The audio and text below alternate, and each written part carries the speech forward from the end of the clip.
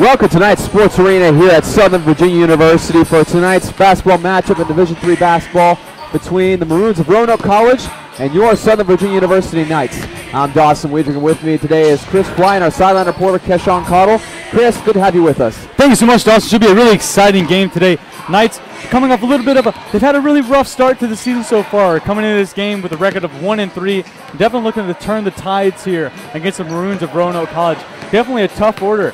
The Maroons coming in this game 3-2. So we'll see what happens. Both teams pretty equal on paper. We'll see how it unfolds on the court. Absolutely, and this is the second home game for the Knights. They fell in the first into Washington and Lee. It was a tough game, close to the first half. The Generals pulled away in the second, and we'll have some highlights from that here in just a few moments for you. But the Knights just did they had a hard time with transition. They had a hard time getting back on defense, which makes it difficult to keep up with a team that moves faster than you. Absolutely, had a little bit tough time against the Generals of Washington and Lee, and the Maroons having no trouble in their last game, absolutely routing the Tigers of Hampton-Sydney 93-48. Had no problems there, so the Knights definitely have a tall order coming up with handling this Maroons offense and defense. We'll see how they're up to it. Absolutely, and with some reports and some interviews with some players is Keshawn Cottle. What do you got for us, Keshawn? Hey guys, I spoke with Austin Wood today during the team's pregame, and asked if he felt he was going to do anything different in his preparation for today's game, since this is going to be his first career start. He told me no, it's going to be business as usual, and he's going to treat it like just other game. Also asked if he planned on being more aggressive since this is his first career start, and he said no, he's actually going to look to facilitate more and look for it to create more shots for his teammates. Also spoke with Sam Armstrong and asked how he plans to bounce back from his poor shooting performance against Washington and Lee. And he said that he plans on being more aggressive early and looking for his shot more. And he also said that he plans to facilitate more and to create more shots for his teammates because he feels that is going to open up his game more. Also spoke with the Knights' leading scorer, Jaren Anderson, in their previous game against Washington and Lee, in which he scored 19 points and shot 4 of 8 from the three-point line. And I asked him what he did to prepare for that game. He said that he prepared mentally more than he had in any other game in his career. And he said he plans on doing that today's game against Roanoke, and that he plans on riding his hot shooting streak in today's game. So guys, let's look forward to these three guys having a good game tonight. Dawson, Chris, back to you. Thank you so much, Keshawn. And he talked a lot about how some players weren't able to get their shots against Washington and Lee, and one of them being Sam Armstrong. He had a struggle after the 22 points. And then following that, he only had 3 points against Washington and Lee. And we'll have some highlights for you here with the Washington League in those first home game of the season for the Knights. And again, it was tight early on, but again, the Generals were able to pull away with that transition offense that they did so well at. Absolutely, the Knights had a problem really holding the ball, and every time they turned it over, the Generals were there. They got every single ball, every turnover, and they converted it for 2 points, and that's what caused it to pull away so far and win the second half. Absolutely. And we'll have those highlights for you in just a few moments. And one of the highlight points of that game was Jaren Anderson, the sophomore from Utah. He just went off in the first half. He had 3 straight three-pointers that really boosted the momentum of his Knights team. And he was just such a booster for that first half. But then in the second half, it kind of cooled down a little bit, ended up with only 19 points. Absolutely, and that's really the main storyline of that last game for the Knights against the Generals of Washington Lee. Jaren Anderson blazing it from three-point land, and the Knights team really following suit, ending that first half, shooting around 76% from three-point land. That's amazing three-point shooting, but really cooled down in that second half. Couldn't get anything to fall, fell to around 39% three-point shooting. It was just a really hard day for the Knights. Jaren Anderson really put up great numbers to end of the game with 19 points, but story of that game, great first half for the Knights, not so great in the second half, a lot of turnovers, and that was their downfall. And a big thing that we've talked about in this broadcast of this Knights offense is usually when they have one player that goes off and has a fantastic night, it's hard for them to win games. They need an overall offense with many different players getting their shots, many getting different looks. It needs to be very much spread across the board offense in order for them to get those wins. Absolutely, Dawson. Basketball it's a team sport. Not one person can carry an entire team. We've seen a lot of Knights players step up to the plate and do great things, but they need the 4 other guys on the court to join with them and band together, and they can work together as a unit. If they can do that today here against the Maroons, they'll come up with a win because the Knights have the talent to do whatever they want with the ball. They just need to put it together, find that chemistry, and then I think if they do that, it'll be an easy game here. The Maroons definitely coming in. They're a tough team, but nothing's impossible, and this Knights team is definitely looking to have that chemistry and come up with a win at the end of this one. Yeah, absolutely. And as Keshawn Cottle mentioned, that Austin Wood has his first start today as a sophomore. He was heavily involved in last week's game against Washington and Lee. Did some good things. Wasn't able to get that many shots because, well, he's just a shorter guy. It's hard for guys that are short on the basketball court to get those shots, especially with the height that Washington and Lee possesses. But the Knights not really looking at too big of a height disadvantage today. In fact, they have the height advantage over the Maroons, where the Maroons' tallest guy is 6'7", Max Menzel from Sydney, Australia, whereas the Knights have 6'10", Tyler McCready. And so definitely looking to get in the paint there to Tyler. Absolutely. The Knights have that height advantage and the size advantage, with Menzel only weighing 193 pounds and Tyler McCready clocking in at 235. So definitely look to feed the ball to the big man and get those interior shots. Those are higher quality anyway. And what that'll do is it'll space the floor out, it'll draw the Maroons in and allow more opportunities for Jaron Anderson and the rest of this Knights guards and forwards to get more three-point shots. Absolutely, and one of those people looking to get more three-point shots is Sam Armstrong. Talked about how the game before Washington and Lee, he went off for 22 points and was 6 for 9 from three-point land. And again, he just needs to get his shots. He's the kind of guy that if you get him hot, he gets rolling. He gets a couple threes in a row, just like Jaron did against Washington and Lee. And so definitely look for him to get those three-point looks. Absolutely, and we saw in the last game against Washington and Lee, as soon as Armstrong got the ball, all you heard from the court and from the Generals players was shooter, shooter, shooter, and then 2 or 3 Generals went on top of Armstrong. We'll be seeing if that happens today with Anderson, seeing he had such a great game from three-point land in the last game. But this just shows you the kind of fighting spirit this Knights team plays with.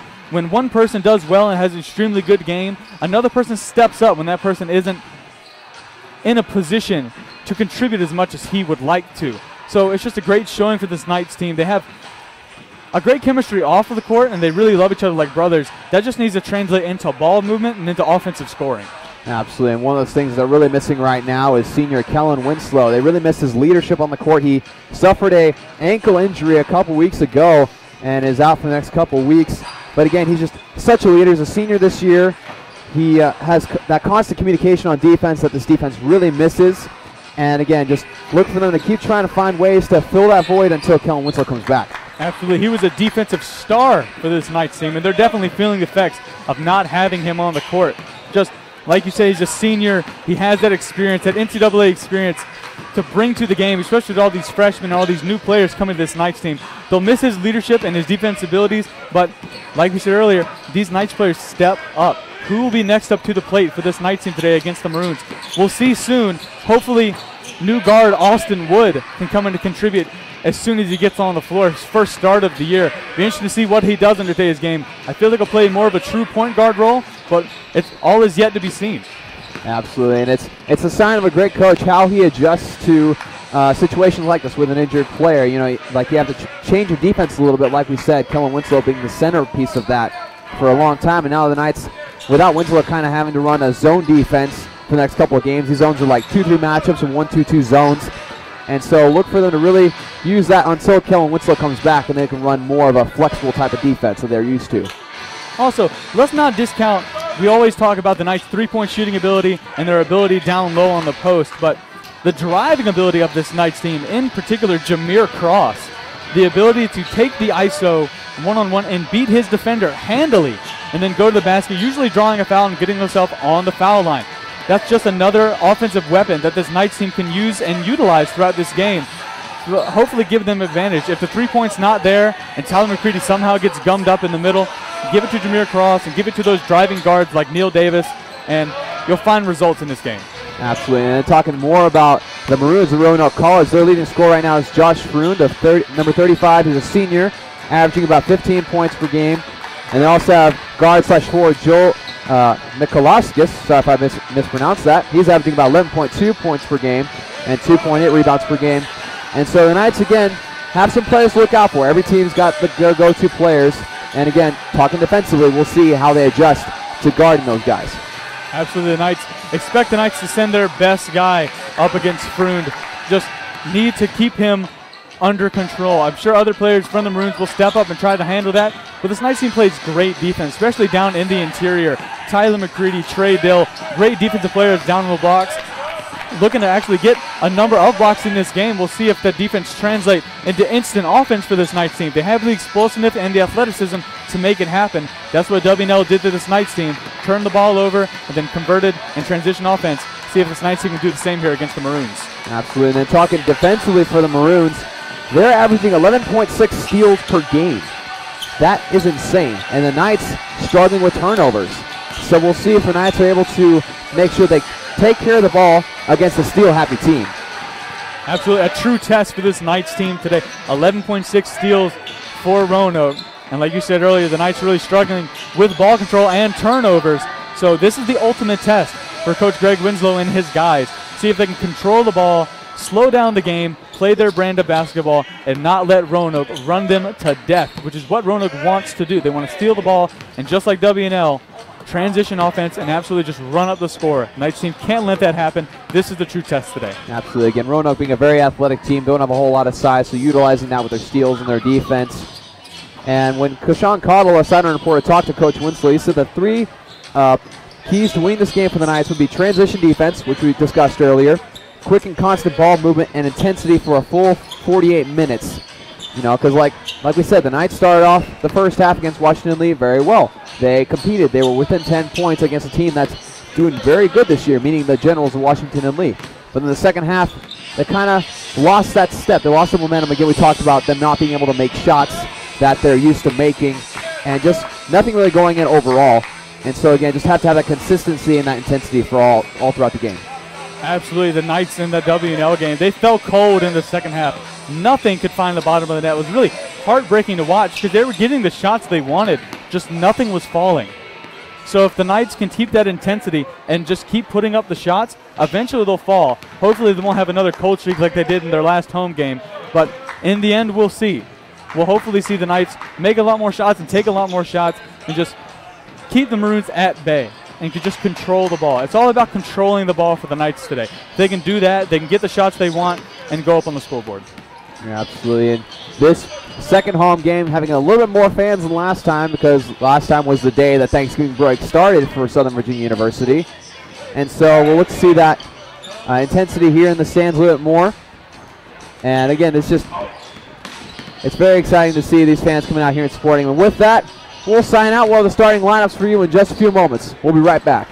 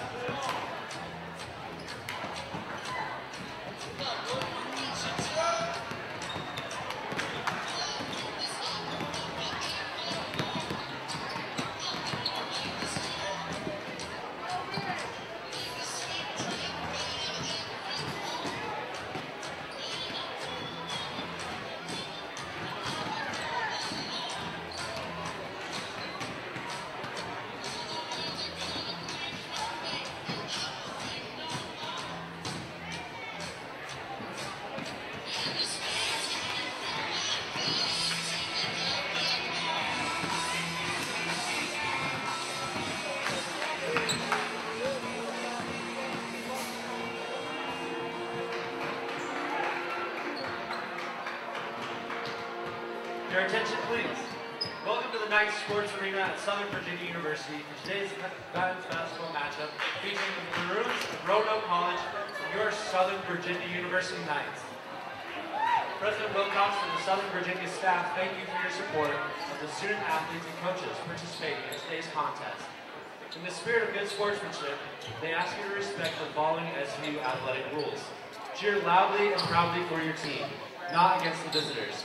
No profanity, vulgarity, racist, or sexist remarks. No personal remarks towards players, coaches, or officials. Show that you know the game. Stay away from the playing area and team benches. Zero tolerance for alcohol and tobacco use at all contests. Thank you for your cooperation. And go Knights!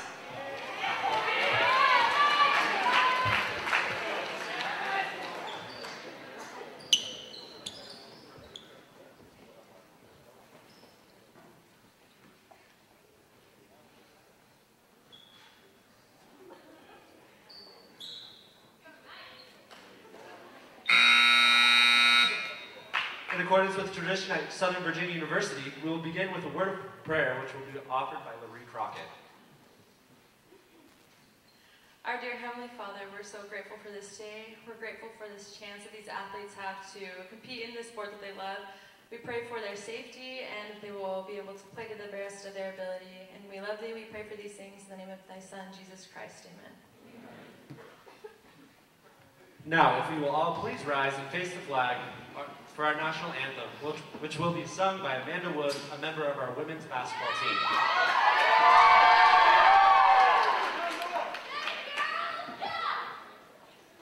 Oh, say, can you see by the dawn's early light what so proudly we hailed at the twilight's last gleaming, whose broad stripes and bright stars through the perilous fight o'er the ramparts we watched were so gallantly streaming, and the rockets regular, the bombs bursting in air, gave proof through the night that our flag was still there.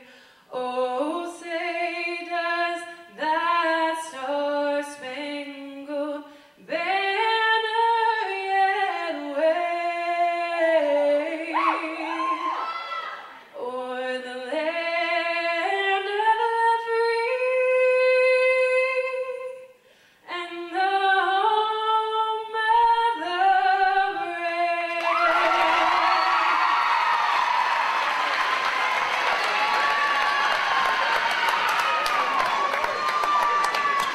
And now, for your starting lineups. Starting for the Maroons of Roanoke College. At guard, a 6'4" junior, number 1, Joe Mikalakis.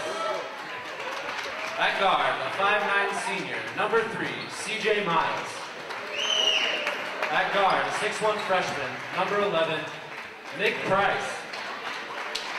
At guard, a 6-foot sophomore, number 25, Dylan Thomas. At forward, a 6'6" senior, number 35, Josh Froome. The Maroons are coached by Clay Nunley and assisted by Matt Griggs.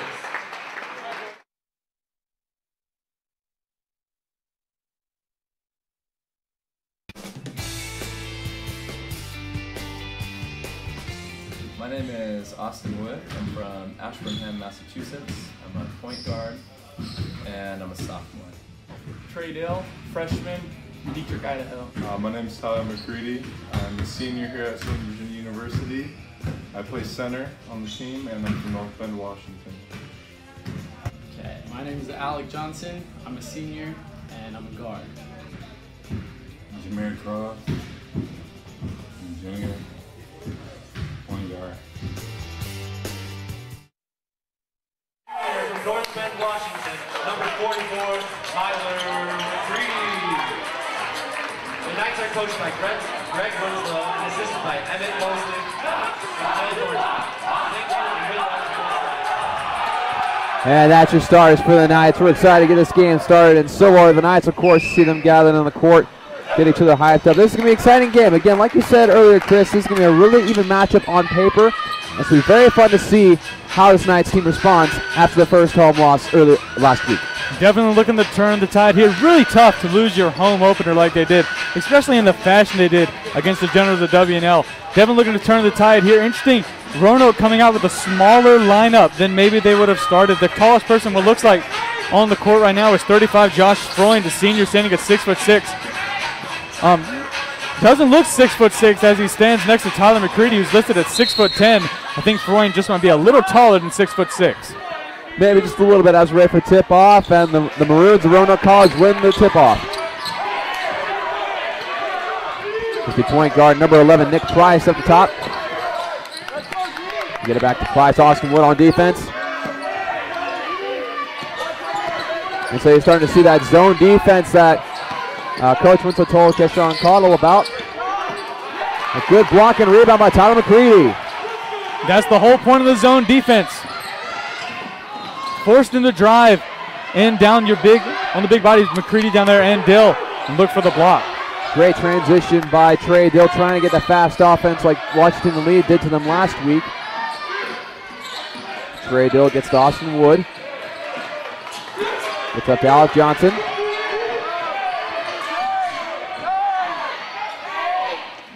Tyler McCready takes a three off the back iron, but it resets the shot clock as Trey Dill gets the rebound. No surprise there as Dill still leads his team in rebounds. A great effort play by Trey Dill as he got a lot of rebounds in that play. Started off the transition really quickly. He's one of those freshmen that Coach Winslow is really excited about. Absolutely, and no surprise that Trey Dill gives absolutely 110% on every single play. He leads the team in rebounds, and if hustle plays was a stat, he'd lead that stat category as well. He just always gives his all, really. Just if there's a loose ball, he'll dive and go get it. He's definitely one of the great freshman players on this team. And that's an air ball three-pointer by number 25, Dylan Thomas.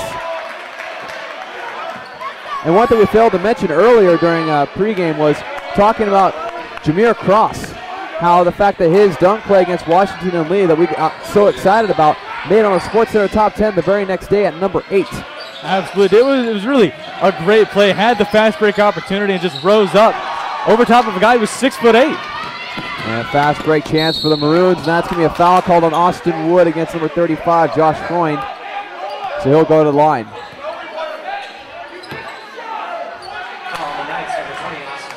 Neither team able to put anything on the scoreboard so far. First real opportunity we've seen for either team. Just unfortunately, it's on the other way. The Maroons have the first chance to put points on the board as Freund's on the line. And the first one's off the back iron.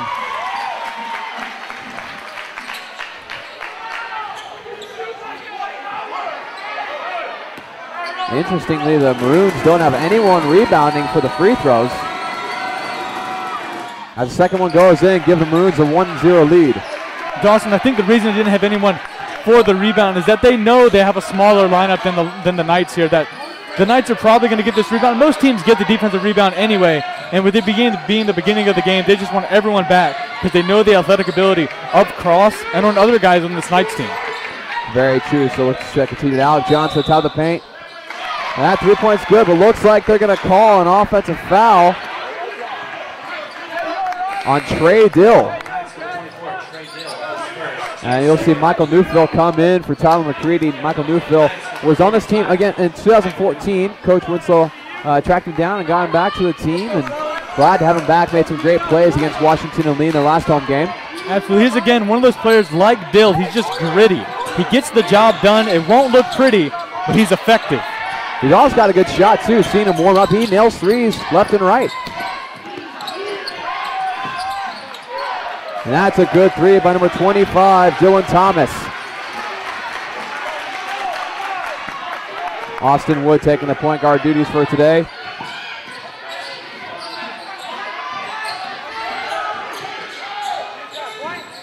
Austin Wood driving in, having some trouble, gets it into Michael Newfield. Looks like they're going to call that a block, and so it'll be Maroon ball.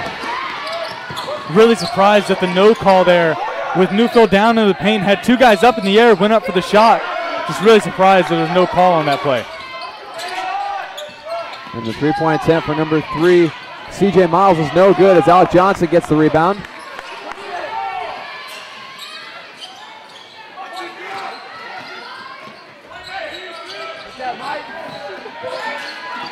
good cut by Trey Dill. Loses control of it, though, as Josh Freund gets control, but Jameer Cross takes it right back.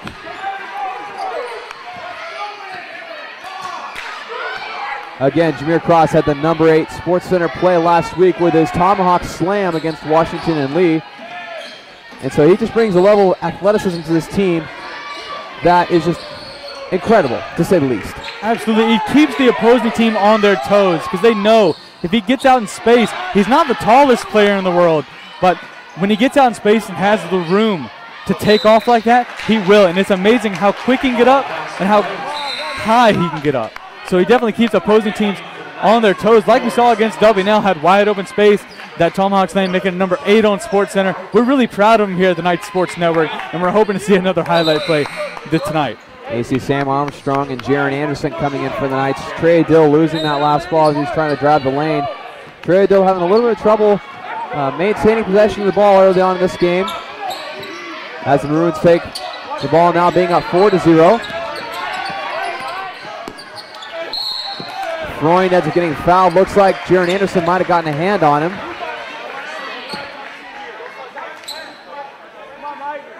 Foul on the Knights, number 45.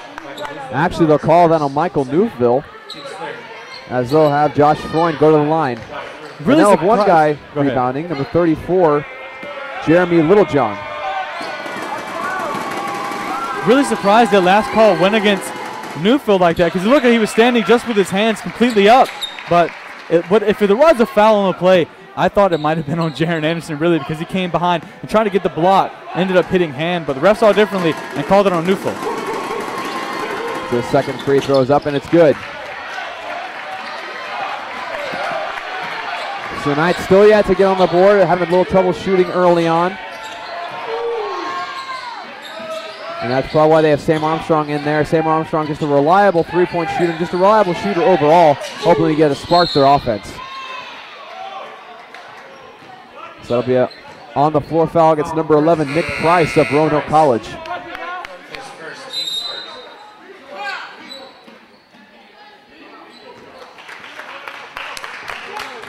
And so we'll get a media timeout here so that these teams can get themselves situated. The Knights, again, struggling on offense so far.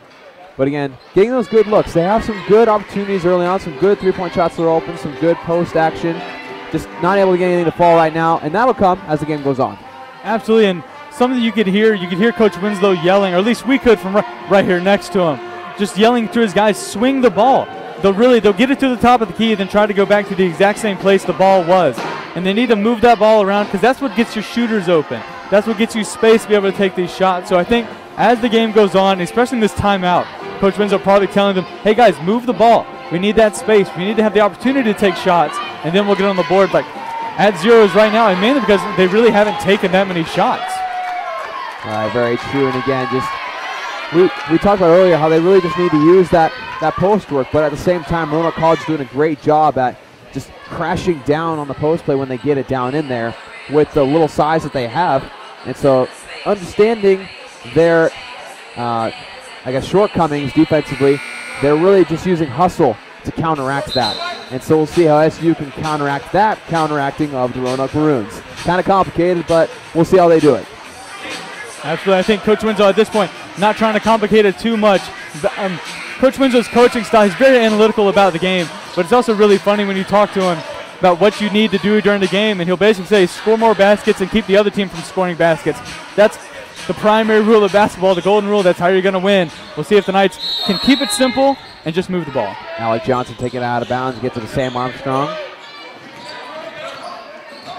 And again, 5 minutes have gone by in this first quarter and no points for the Knights.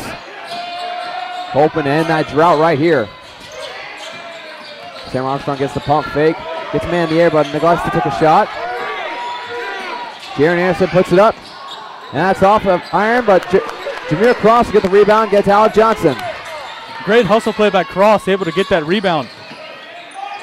Step back jumper for Jameer Cross off the back iron. Nothing falling for the Knights right now, starting off this game cold. Looks a little bit like the second half in their home opener against W&L. Nothing really falling for the Knights here. They have the open shots and they put them up. It looks like they're going in, but somehow it just finds iron and doesn't get its way into the goal. Some good post work from Josh Freund, gets it out almost turned over by the Maroons.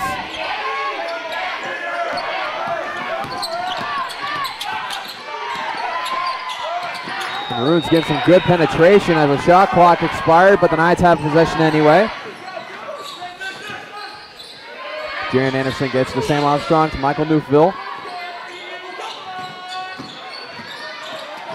Alec Johnson to Sam Armstrong, gets man in the air, jump shot. Ends up on the ground, but no foul called. Michael Newville fighting for the rebound, but it ends up with number 11, Nick Price.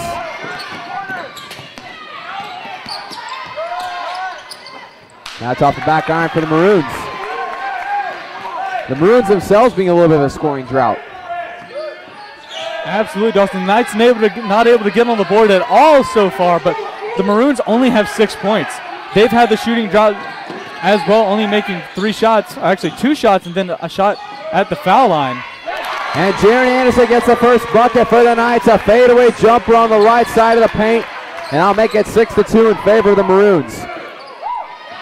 Well, it's a start, but it's the mindset the Knights need to get into about scoring the basketball. Jaron Anderson had it, taking that difficult shot and able to drain it, but some other Knights players need to step up here. Looks like going to call a block on Jaron Anderson as he went up, didn't quite break down enough, and so I believe it was number 3, CJ Miles, able to go past to Jaron Anderson pretty easily. Now we see some substitutions for the Maroons. Number 1, Joe Michalauskas, as well as number 30, Brandon Harrell. Michalauskas hailing from Troutville, Virginia, and then Harrell being from Pinehurst, North Carolina.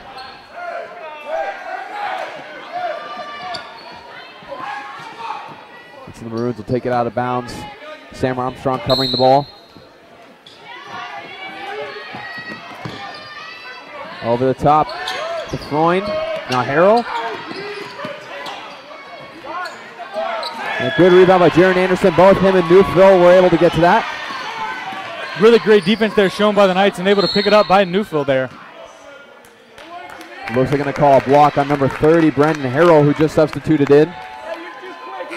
Had a good lane there, but looks like he was going to neglect, he was going to pass it out. So the 3-point shot would have been a great look, but instead they're going to pass the ball from underneath the basket. Great unselfishness shown, just unfortunately play stopped with a foul there, but expect Cross to do that throughout this game. Find that space and take it. As he hits that fadeaway shot, now the Knights pull within 2.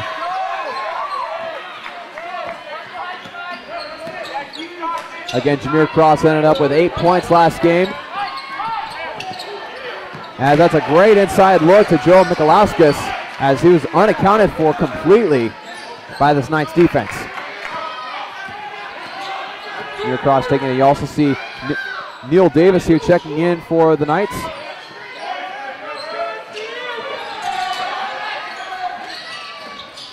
Sam Armstrong gets it inside. Now on the outside, Michael Newfield takes a shot. And that's good from 3-point range. Exactly what the Knights needed there. Get it to Newfield, take that shot. He's got a sweet stroke. Just beautiful to watch him put the ball into the net. Great to see the Knights get a little bit more points on the board. And Newfield is listed at 6'6". I think he's a little taller than that, but still has the smooth release, as you said, to make that 3-point shot. He's absolutely taller on that. You sometimes walk by him at campus and you just find yourself continuing to look up. Definitely a lot taller than 6'6". Definitely a great asset for this Knights team. So the Knights get that rebound now with possession. Try to get that into the paint to Jaron Anderson, but that's going to be tipped out of bounds by the Maroons' number 1, Joe Michalauskas. And Neil Davis will check in for Sam Armstrong. And Neil Davis has really made a name for himself being a defensive player for this Knights team.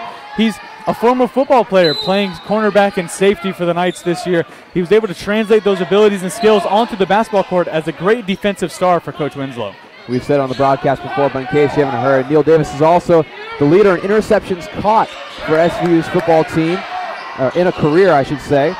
And so again, just has a very defensive mind. Austin Wood for the basket in the paint. Nice cut by Austin Wood. Now puts the Knights up by 1. And that's a block by Jaron Anderson and recovered by Jameer Cross.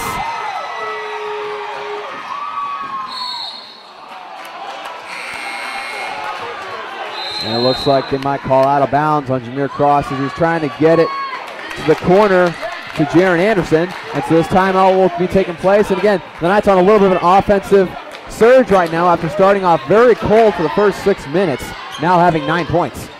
Absolutely scoring run of 9-2 in favor of the Knights. And that last play really sums up what the Knights need to do in this game. They saw great defensive intensity. Both Neil Davis and Newfield both doubling in the corner. They ended up getting it into a guy on the post, and Jaron Anderson there with an absolutely grown man's block, if you will. That's what the Knights need to do. Turn up the intensity on defense, and then the offense will find itself. Absolutely. Coach Winslow obviously a lot happier with offense now that they're on the scoring run. You see him on the sidelines. And, of course, you also see SVU's Spirit and Dance Squad here between timeouts. You also hear SVU's pep band here in the arena tonight. This is the first time we've seen them in the arena this season. So a great job by them. Shout out to their parents that are watching, seeing their children participate in what they love with the Spirit Squad and with pep band. Absolutely. They bring that electric environment to the Knight Arena, or the barn as the students so lovingly call it. It gets absolutely crazy in here. It's really great to have all the students back from Thanksgiving break. The atmosphere in here is electric. The fans are loud. The pep band plays great music, and the Spirit Squad gets the fans into it. Absolutely love it. Yeah, absolutely. Now the Knights break their timeout, and so they'll start off on defense. Number 1, Joe Michalowskis will take it out for the Maroons. We'll also see Trey Dill, the freshman, check in. Trey Dill's from Dietrich, Idaho, went to Dietrich High School. Austin Wood on defense now. See the Knights in a 2-3 zone.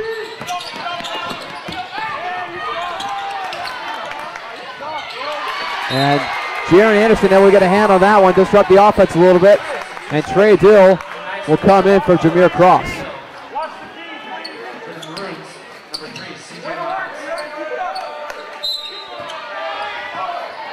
Number 11, Nick Price, will take it up top for the Maroons.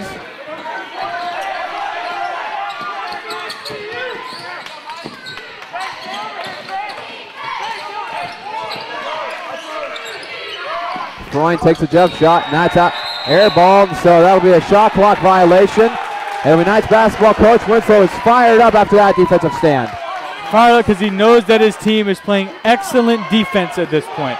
They've shut down all the Maroons' opportunities to get on basket, and they've shut down right now Freund, who's the Maroons' leading scorer on the season. Now it's a missed 3 by Jaron Anderson. Again, he had such a great shooter last game. And so now the Maroons take the lead 10-9. So again, early on in this game, such a defensive struggle right now. Both teams doing a great job at limiting shots for either team.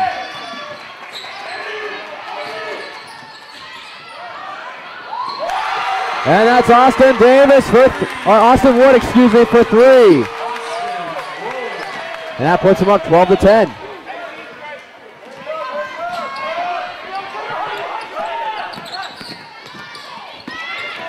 And that's taken away by Trey Dill.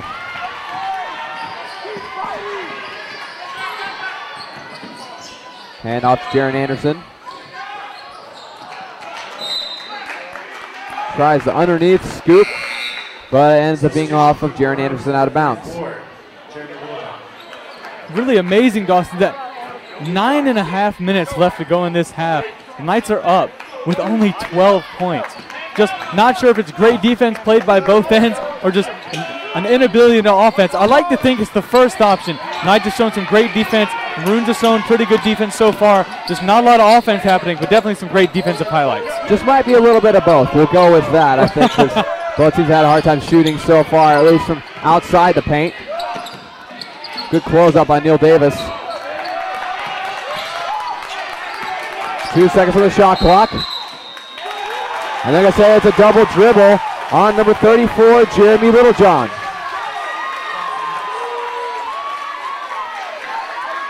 And the students getting really into the action right now as the Knights, again, just doing a great job defensively and really limiting the Maroons from taking shots before the shot clock goes out. Absolutely. Most time we talk about defense, you talk about the ability to make tough shots. or block shots. The Knights so far, they're not even allowing the Maroons to take shots. Great defense, not giving them any space, no breathing room, and the Maroons are feeling the pressure right now. So the ball will go back to the Maroons of Roanoke College as Tyler McCready checks in from Michael Newfield. He had a great stint in there as he went in, had some great rebounds, and made the three-pointer that kind of sparked this ongoing spurt of offensive power for the Knights.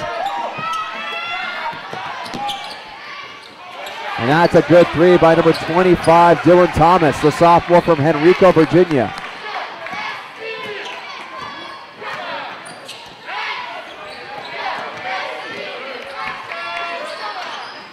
Austin Wood gets the trade deal. It's back out to Jared Anderson, takes the three. That's off the right side. Not finding as much luck with three-point land in the first half as he did last game.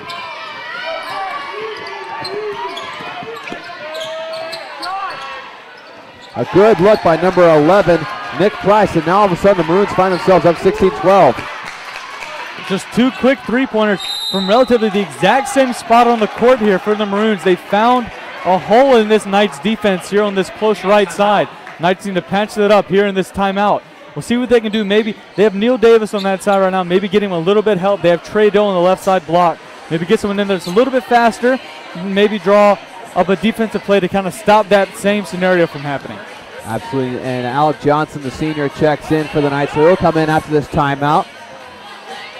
And again, with 8 minutes left, looking at in this first quarter, it's almost kind of looks like a football score with how low it's been. Both teams, again, like we talked about, defensively doing really well and also not making as many shots as they're used to. And so we'll definitely look to see it speed up a little bit as the night goes on. Absolutely. Knights just this point on offense, all of their offense really has come from the right side of the court, not really switching the ball and moving the ball and getting that space they need to get the shots they would rather have. But Coach Windsor probably talking to them about that exact thing right now in this timeout. Look for the Knights to move the ball more to the left side of the court, try to drive it inside to Tyler McCready, and then he passed the ball out to their shooters like Jaron Anderson and Sam Armstrong. Expect the Knights to do that, but expect them to keep up this great defensive intensity they've had from the beginning of this first half. The Maroons have found great success with the three-pointer as of late, making 2 straight threes, but as soon as that's patched up, we see great defensive showing. Hopefully the Knights move the ball and just take more shots. Yeah, very true. And like you said, when you only play on one half of the court, like you're saying, most often it's been on the right side, you really limit the amount of court space that you use. And so if you're only using the right side, there's only so much you can do in your comfortableness of the offense. It's like I said, they need to swing the ball around, get some things going offensively that are just more on the right side. Absolutely. Knights can't fall into the trap of becoming predictable, which is really easy to do when you shoot such a high percentage of three-pointers. Austin Wood taking it to the right side again. Gets it out to Alec Johnson. Gets to Neil Davis on the left side. Get inside to Tyler McCready, who gets it out to Trey Dill, attempts the three-pointer, and it's good.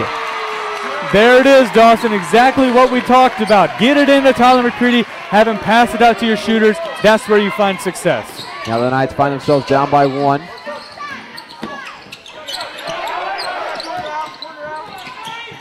Some good defense here from Neil Davis. Of course, what can you expect from him otherwise?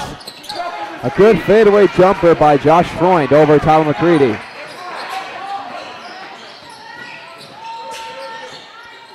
Tyler McCready with the ball again, goes up for the shot, and that's up and in. I'm sure that was a pride shot for Tyler McCready. Just had the fadeaway jumper drained on him on the earlier possession, just wanted to get back at Freund on that last play. Little John, the outside pass. And that's a good jumper by number 3, C.J. Miles. Both teams starting to fall into their stride here. A lot more offensive success we've seen. And that's a great inside pass to Tyler McCready. He lays it up and in as Alec Johnson almost had the ball stolen away from him, but got it out at the last second.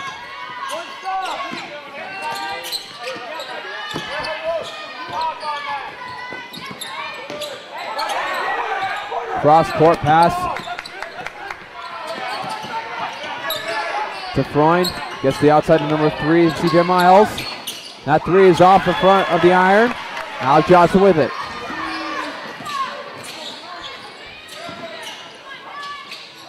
And Alec Johnson so far this season, not so much a scoring player as much as he is an assist giver. He's done a very good job of just giving his team an impact. Last game he had 7 assists with just 7 points. So doing a great job of spreading the ball around and just being a great team player.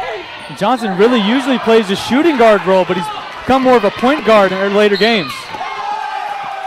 And that's an and one made by number 3, CJ Miles. Fouls on number 10, Neil Davis. Foul on the Knights, number 10, Neil Davis, his second, team 6. Substitutions. And so that'll be 6 fouls for the Knights. Maroons, number 13, Trip Green, number 1, Sheldon Cousins. And that is Neil Davis' second foul of the game.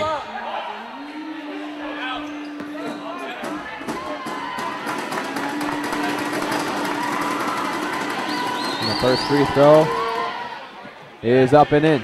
Sorry, it's an and one. So the only free throw is up and in.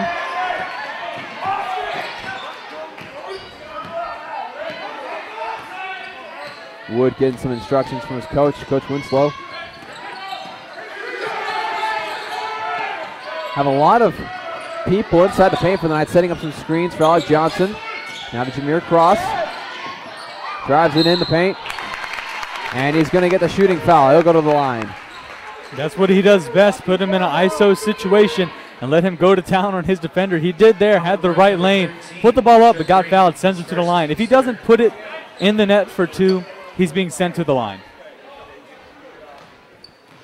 So now we'll see Sam Armstrong check in. He'll come in for Austin Wood. Knights, number 4, Sam Armstrong.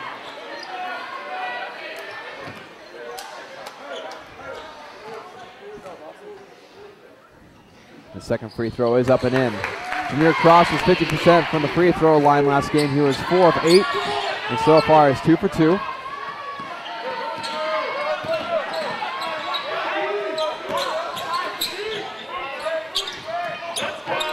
Again, the Knights in the 2-3 zone. A deep 3 by number 25 is off as Alec Johnson gets that rebound.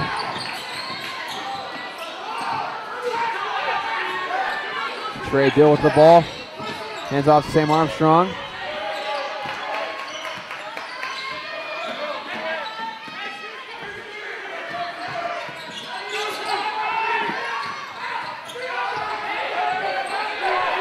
Trying to get inside of Trey Dill.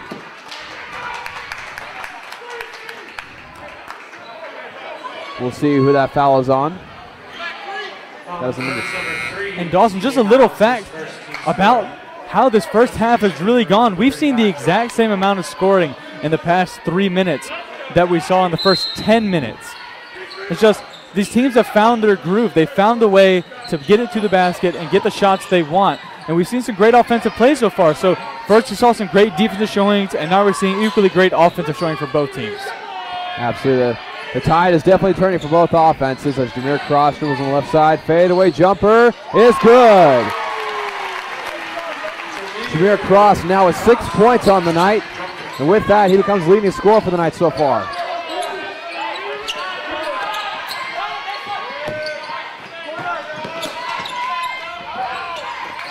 And the Maroons really slinging the ball around really quickly to get this defense off guard. Number 13, Trip Green with a 3.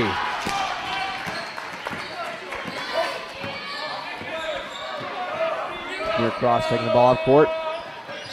And just when you think the Knights are starting to find that momentum to take the lead, the Maroons strike right back with a bucket of their own each and every time, it feels like. As Trey Dill has a nice floater in the paint. Absolutely, Dawson. It's been a really back and forth game so far. Both teams getting a little bit ahead of the other, and then the other one coming back on a little bit of a run. It's been a really fun game to watch, but as a Knights fan, you hope they find the momentum and keep it. That's number 3, CJ Miles for 3. Michael Newfield, number 45, will check in for the Knights here. Well, he's checked in at the table. He'll come in for the Knights here just a little bit with 3.5 minutes left in this first quarter.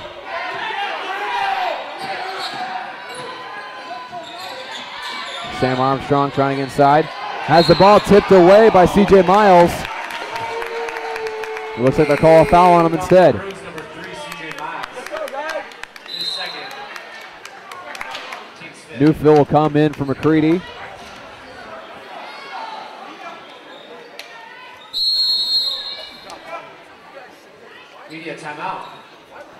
And then now a media timeout. And like we were saying, just very much back and forth, kind of what we were hoping for when we looked at this game on paper. Both teams, again, evenly matched as far as statistics is concerned. And at this point, you know, with this, the way that the Maroons are slinging the ball around, we talked about Cullen Winslow being out before and how much they're really missing him out defensively because, again, the Maroons just playing so fast with passes. Absolutely, Dawson. Something we've seen here from the Maroons in this game is that they're not a dribble drive team.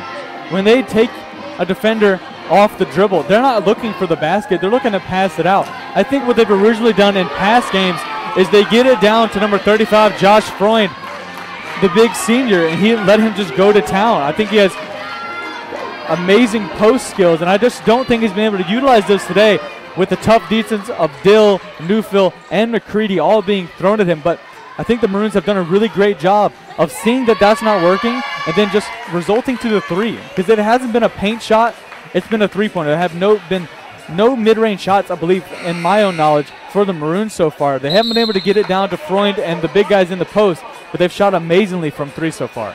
They absolutely have. And we'll talk about the top scorers for the Maroons so far. C.J. Miles at the top with 8 points. He is 1 for 3 from three-point land.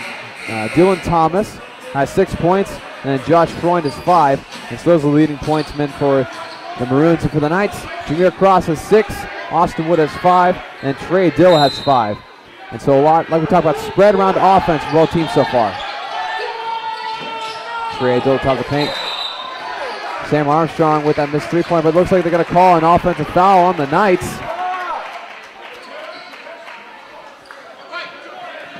On Michael Newfield.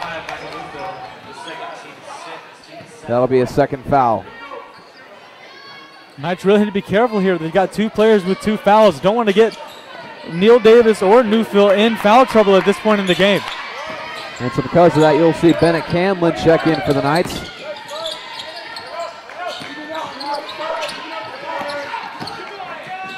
You've seen the Knights playing a lot tighter on the outside because the effective outside shooting they've been able to have so far.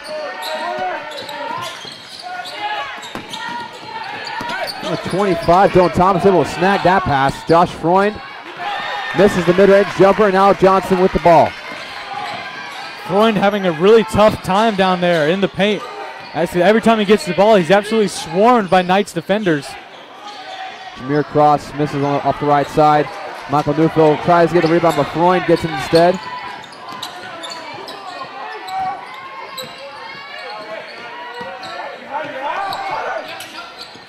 You'll see Jaron Anderson check in as well. It's a great drive by Nick Price. But they'll call, I believe, a travel on the Maroons. And so you'll see Sam Armstrong and Michael Newfield come out. And in will be Bennett Camlin and Jaron Anderson. The Knights finding themselves down by 4 with just about 2 minutes left in this first quarter. Looking for a spark here.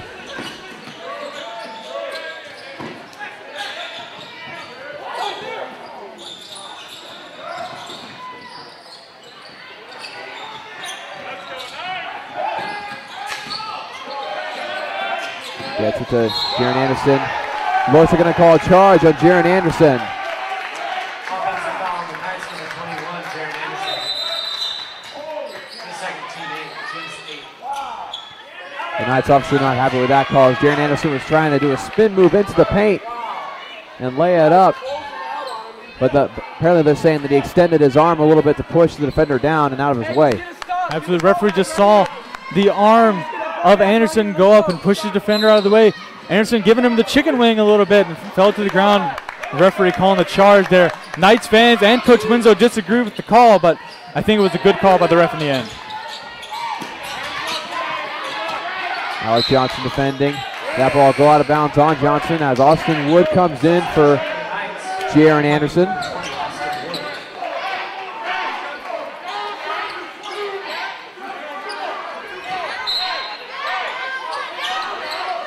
Maroons get it into Nick Price. The Maroons now running a high-low type of offense. They try to get it into this Little John who misses the layup. And Bennett Camlin with a tough finish. Great finish by Camlin there. Had the handed defender on the ball. Great work to really muscle through and get that 2 points. And that's a good three by number 13, Trip Green, excuse me.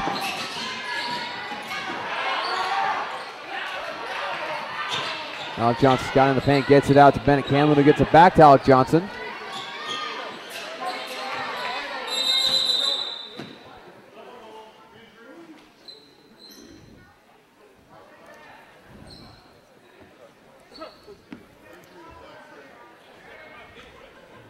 And it looks like we have an injury on the court here. Here's number 34, Jeremy Littlejohn. He's talking to his coach right now.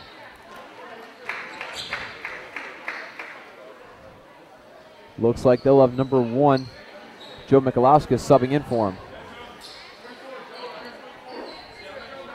Don't know if something in that play happened or if some pre-existing injury. We're not very sure, but play continues for the Knights.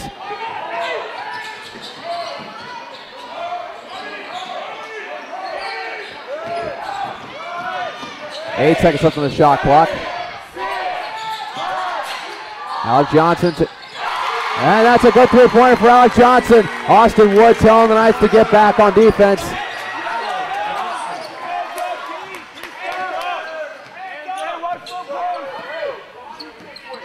With 20 seconds left.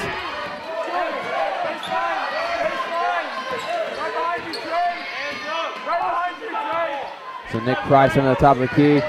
Want to take it to the last shot.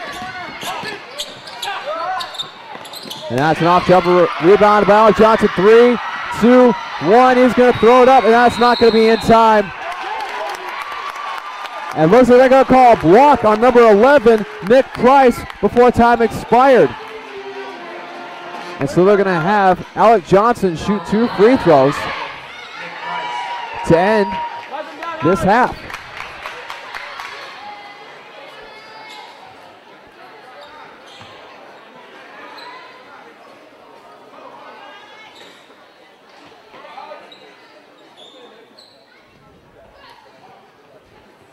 To Alec Johnson, the senior, knowing time was running outside to get to the hoop as fast as he could, and the process got blocked. And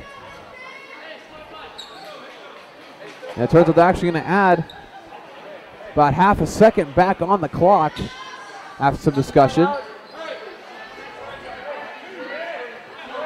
More accurately, 0.4 seconds.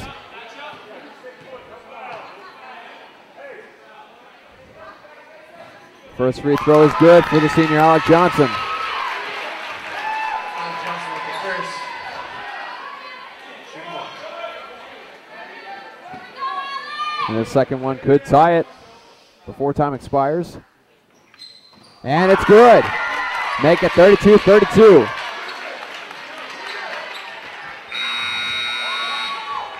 And that'll end the half with a score of 32-32. The Knights starting off a little slow offensively. And again, it's just been a rough start, but now the offense is really picking up. And we'll turn the time over to Chris as he has Coach Winslow for a halftime interview. We'll get it to you, Chris. Coach Winslow, your team has done great here in this first half, out-rebounding the Maroons 14-7. How important is rebounding for your team tonight? Well, we put 3 keys on the board. One was transition defense. They really like to run to the corners. Number 2 was rebounding on both ends. And then number 3 was just really moving and sharing the ball. I think we're doing those things. These guys are awfully good. They're picked to win the ODAC. We wanted to be at halftime and be in a fist fight, and I think we are. Also, Coach, your team has played really fantastically in the paint on defense, but have struggled at defending the 3. What's your plan on defending the 3 in the second half? They're setting some ball screens, which are bothering us a little bit. We'll talk about it a little bit at halftime. But, you know, it's hard. You can't take away everything, and they can really shoot the ball. I think the zone is messing them up a little bit, so obviously we just got to try to identify their shooters and get out there a little quicker. All right, thank you so much, Coach. And Dawson, I'll send it back to you. Thanks so much, Chris. And again, after that first half, the Knights and the Maroons are tied at 32. And so in a little bit, we'll be right back with you for some halftime analysis of the first half. And with that, we'll see you in just a few moments on the Knight Sports Network.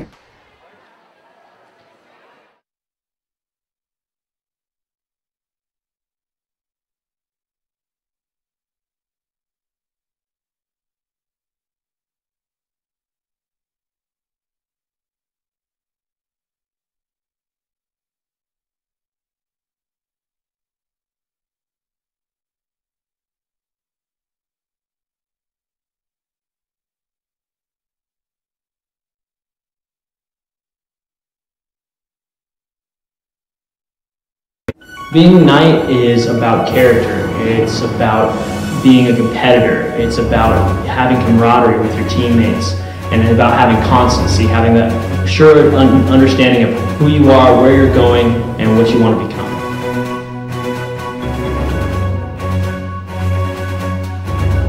This team is a bunch of competitors. They're fighting in every position, they work hard in practice, and they go out and compete every chance they get.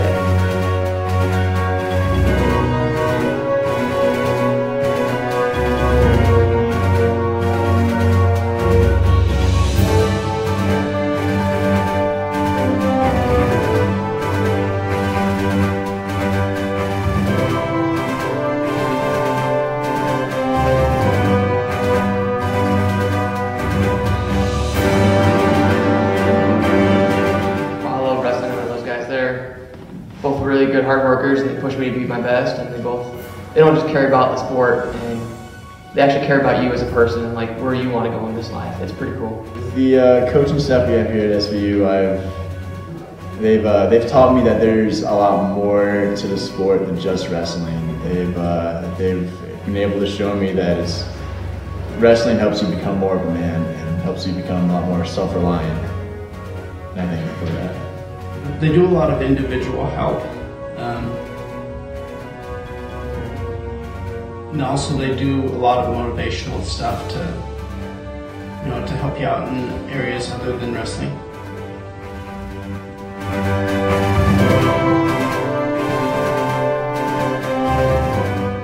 Consistent. As a knight, you're expected to be consistent and just work as hard as you possibly can, and even if we fail, we always work harder and practice each day. Hardworking. Every day we wake up early and we would go and work really hard in our wrestling room and then just work out and do whatever we can to get better. Squad. Motivated. Everybody on this team wants something more than what we already have.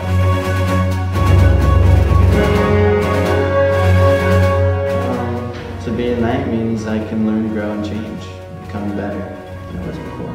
Good night. What it means for me to be a knight is to be better than yesterday and to aspire to be better for tomorrow and to keep that up and to keep going and to understand that the journey is important so much so as the destination itself. To be a knight is pride. At Southern Virginia, we really pride ourselves on being in this LDS environment. We believe in clean and moral standards, and honestly, as human beings, that should be what we should be following from the get-go. So being a knight, I think, is just being the truest form of yourself that you can actually be, and just being prideful of the person you actually are. Go Knights! Go Knights! Go Knights! Go Knights! Woo!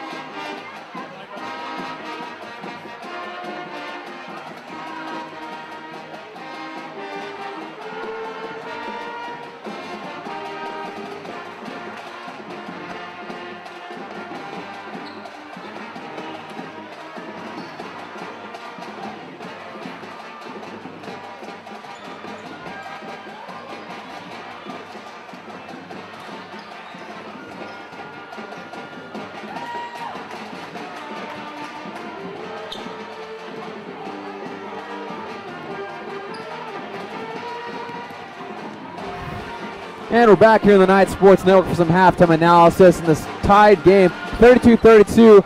Right before the half, that crucial foul that tied this game up basically with putting Alec Johnson on the free throw line. It's really kind of, it's just interesting how that happened. So that could be a momentum builder for the Knights throughout the rest of this game. Absolutely, Knights not really getting the better hand of the Maroons that entire first half. We saw some really great defensive showing from both teams in the opening 10 minutes. Score right around 12-10, but then the Maroons got on a little bit of a run, and then the Knights got on a little bit of a run. Neither team one-upping the other, just the Maroons a little bit above the Knights there in that first half. But the Knights, like you said, crucially bringing it back to 32-32 before the end of the first half. Absolutely, and a big thing for the Maroons right now is three-point shooting. They're making the three-point shots with 54.5%, 6 of 11, and the Knights only at about 40%, 4 of 10. And so that's a big thing for them right now is they're hitting those shots, getting those quick passes around the outside, swinging it like we were talking about. And just talking about some star players for both teams right now. Jameer Cross right now has 6 points. Austin Wood has 5.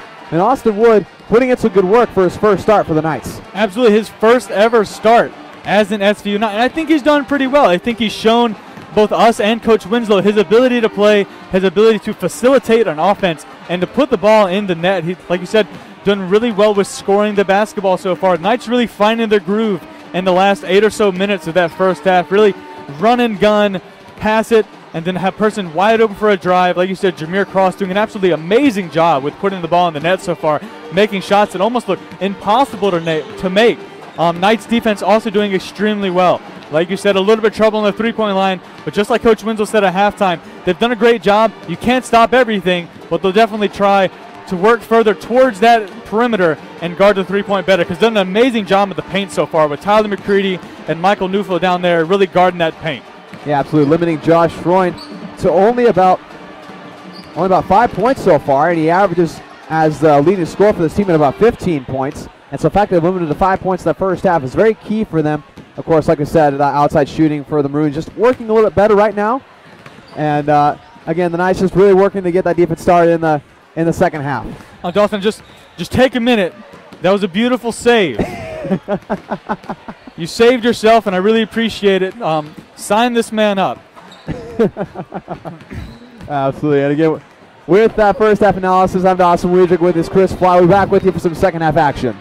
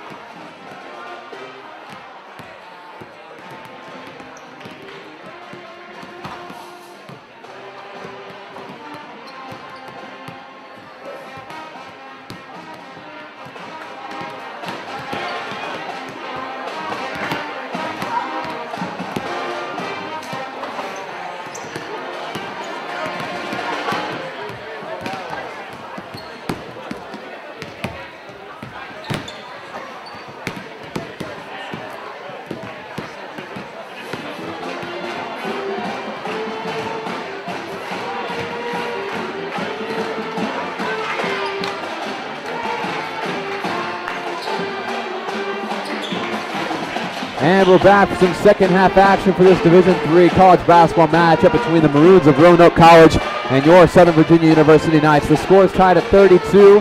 And we'll talk about all things the Knights have done well and in fact struggled with the first half as well as the Maroons. We'll just like to see how it works out in the second half. Absolutely, Dawson. Both these teams playing extremely well in that first half. First, great defensively, then both teams showing great strides on offense. Look, interesting to see here in the second half what the team's strategy are. Like Coach Winslow said at halftime, this Maroons team favors to win the ODAC, their respective conference. So definitely no laughing matter, no speed bump here for the Knights. This is definitely a tough challenge. We've seen it, tied 32-32. We see which team gets the better of the other here in the second half. It's the Knights will start off with the Trey Dill taking out to Austin Wood. Again, if you're just joining us, this is the Knights Sports Network. I'm Dawson Weidrich. With me is Chris Ford. To the top of Al Johnson, now Jameer Cross.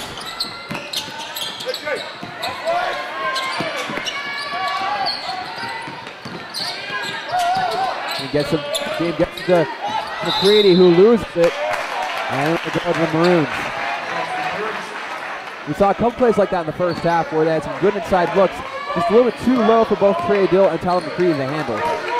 Absolutely, if they can get a hand on that ball and go up with it like they'd want to, it's a great look for the Knights. So expect this Knights team to keep doing what they're doing, just try to get those passes just a little bit more on point. And the Maroons going back to the great offense they've shown so far, and that's an and one made by Josh Freund. Fouls going to be on number 24, Trey Dill. And again, we talked about in the first half how the Maroons were able to do such a good job with getting the ball on both sides of the court offensively, just swinging it around. Looks to the Knights switch their defense up a little bit instead of a 2-3 to a 1-2-2 more type of defense. Coach Winslow told us going into this half they'd be running a 1-2-2 on defense. Try to really crowd that perimeter and limit the three-point shot opportunities here for the Maroons because they've guarded Freund extremely well in the paint. When Tyler McCready is on Freund, it's such a mismatch that McCready comes out on top every single time. So Coach Winslow of the Knights is trying to slow down the three-point shooting of the Maroons here. And I think if they do that, they take away a key component of the Maroons offense. And a good look inside to Tyler McCready. Jameer Cross has got it to his 6'10" senior, and he's able to put it in for two.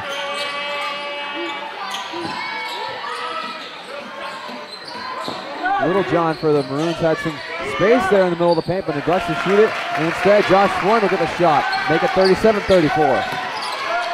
Just a little dribble drive in by the Maroons and then finding Freund open for the wide open mid-range shot. Alex Johnson, Tyler McCready. Sets the screen to the top.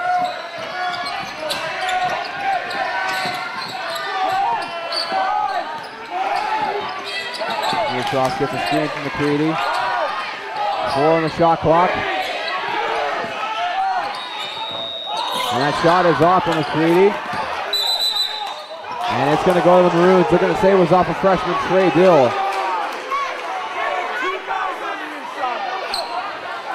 A lot of controversy on that last call. The Knights and Coach Winslow believe that came off of number 34. Jeremy Littlejohn on that play trying to get the rebound, but the referee saw it differently and much to the disapproval of the Knight Arena. So now the Maroons have it with a 3-point lead. The behind the back pass from Josh Freund to Jeremy Littlejohn will end up in a jump ball. It was a great pass and a great look by Freund. I don't think Littlejohn was ready for the pass. So behind the back pass hit him a little bit low. I think he wasn't expecting it, and that's what led to the jump ball. I don't think anybody was ready for that pass. A very good pass by Freund, and it'll stay with the Maroons. I think adventurous or ambitious is the word for that pass. It's Dylan Thomas taking it out from the Maroons. Gets to number 11, Nick Price, who lays it up and in over top of Jameer Cross. Alex Johnson taking the ball.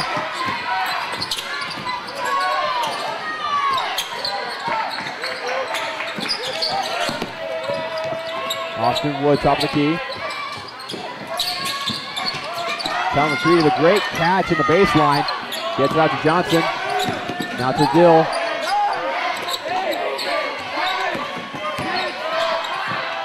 Tyler McCready with the jumper, and it's good from the free throw line. Great look by McCready there. Shot clock winding down. Didn't have a lot of time to get that shot off. Managed to get off at the elbow. And it was destined to go in. Littlejohn double teamed to the paint. Now Freund has it in the middle of paint. And that's a good drive by Freund. And you know, it's such a benefit and an advantage with height and shooting a bit. If you have height and you have that higher reaching shot, it's so hard as it for a defender. Actually, and Freund has shown a really great ability in the post. I think he's been a little bit too much to handle for freshman Trey Dill. Just mainly for the fact Dill weighs in 190 pounds, Freund weighs in at 244. Just a 50-pound difference between the two players. And I think if the Knights want to find success, every time Freund gets the ball, they need to put McCready on Freund, because Freund has not been able to beat McCready all night. But now that they have Dill on top of him, he's found a little bit more success in the paint. Interesting to see if the Knights switch that up coming in here. So they'll call that foul on Jeremy Littlejohn. Trey Dill gets first free throw, and it's good. Nothing but net.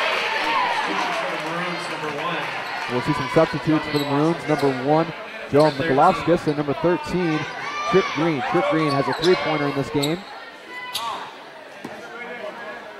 Actually, it's 2 3-pointers. He's 2 for 2 with 6 points. And the second free throw for Dill is good. We see Jaron Johnson checking in for the Knights now.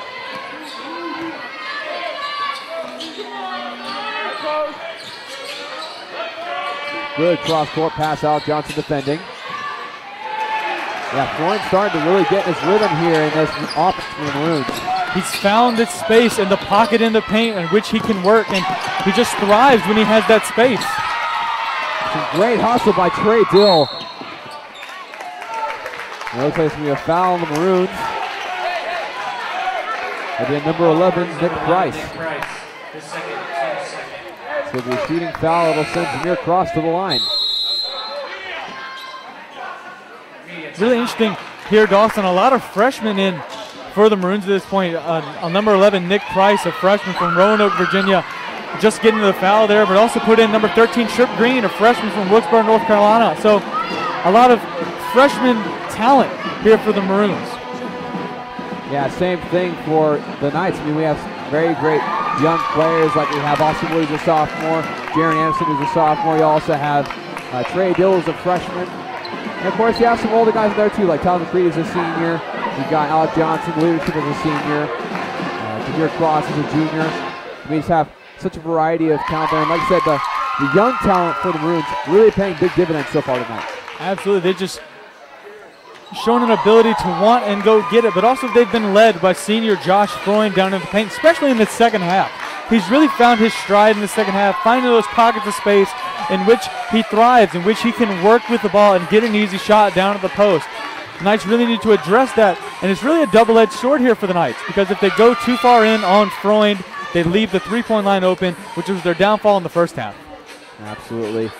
And I tell you what, every single time I see the SVU Spirit Squad do something like that, where they have a cheerleader fall into somebody else's arms, my heart skips a beat, because you don't know if they're going to drop or not. But of course, the Knights doing a better job at that than I would personally. Absolutely. The Spirit Squad here at SVU, so skilled. They know what they're doing. They absolutely love what they do. And the fans love them for being here, because I said earlier, they just bring the atmosphere to the Knight Arena. So I have full faith in the Spirit Squad in two things: the ability to keep themselves safe and to do the routines they want to do, and to get the Knight Arena completely electric. The inbound pass to Trey Dill. You all see Michael Newfield checking in for the Knights. Jaron Anderson, the three off the back iron, and that's going to go out of bounds with number 13, Trip Green of the Maroons. And Jaron Anderson unable to find his stride from three so far. A lot different from the home opener of the Knights against WNL, where he shot amazing from the three-point line. Just not able to find it so far here in this game against the Maroons. Yeah, all his three-pointers so far just going a little too far, most of them off the back iron. Great pass inside to Trey Dill. Puts it up, and he's going to go to the line, shooting two.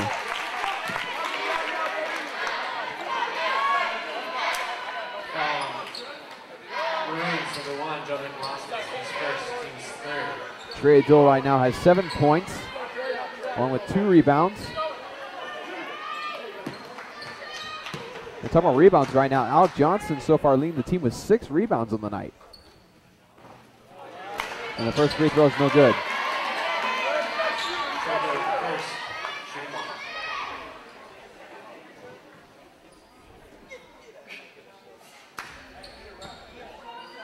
And it looks like they're going to send Josh Freund to the sideline to get something wrapped up.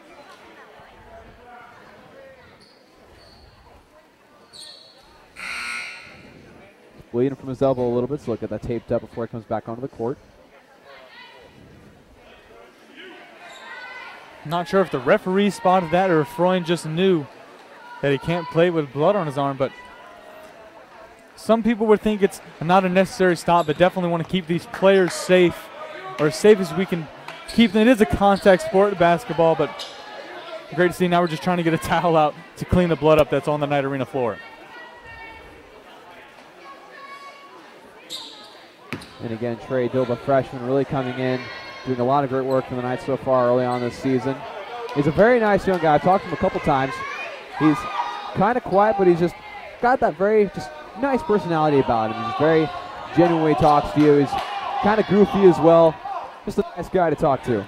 Absolutely, but it's amazing when he steps on a basketball court how that switch is absolutely flipped. Really quiet and reserved, but when you get to know him, really goofy like you said. But as soon as he's on the basketball court, he is just as tenacious as you'd ever want a basketball player to be.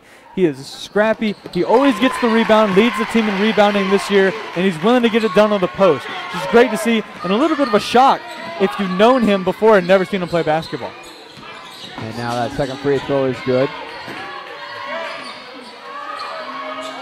And that three is attempted by number 3, CJ Miles, and it's off the mark. Alec Johnson with the rebound. Looks like going to say it was a moving screen on Jaron Anderson as he was trying to free up Alec Johnson a little bit. But the refs catch him for that one.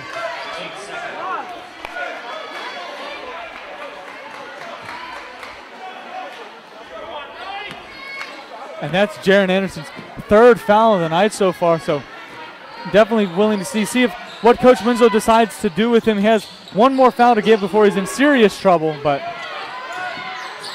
and that three-pointer by number 25, Dylan Thompson, is no good, but rebounded and driven to the paint by number 13, Trip Green. And it looks like they're going to call the foul on Michael Newfield. Newfield came down with the rebound, but then a loose hand came in from one of the Maroons players and just knocked that ball completely clear. And so it'll be Michael Newfield's third foul on the night. It's so easy down the post as a big man to collect all those fouls because odds are if a little guy drives in on a big guy, about 8 times out of 10, the ref's going to call a foul on the bigger guy. Absolutely. It really depends on the referee. There are some referees that when it comes to the paint, they let boys be boys and let them just play ball and do whatever they want. Refs today seem to be in that middle ground of they let some things go that might could be considered fouls, but they still allow the guys to play a decent and clean brand of basketball. Josh Freund ended up with that rebound. Now he goes back to Maroons again. The Maroons having a second and third chance at offense here.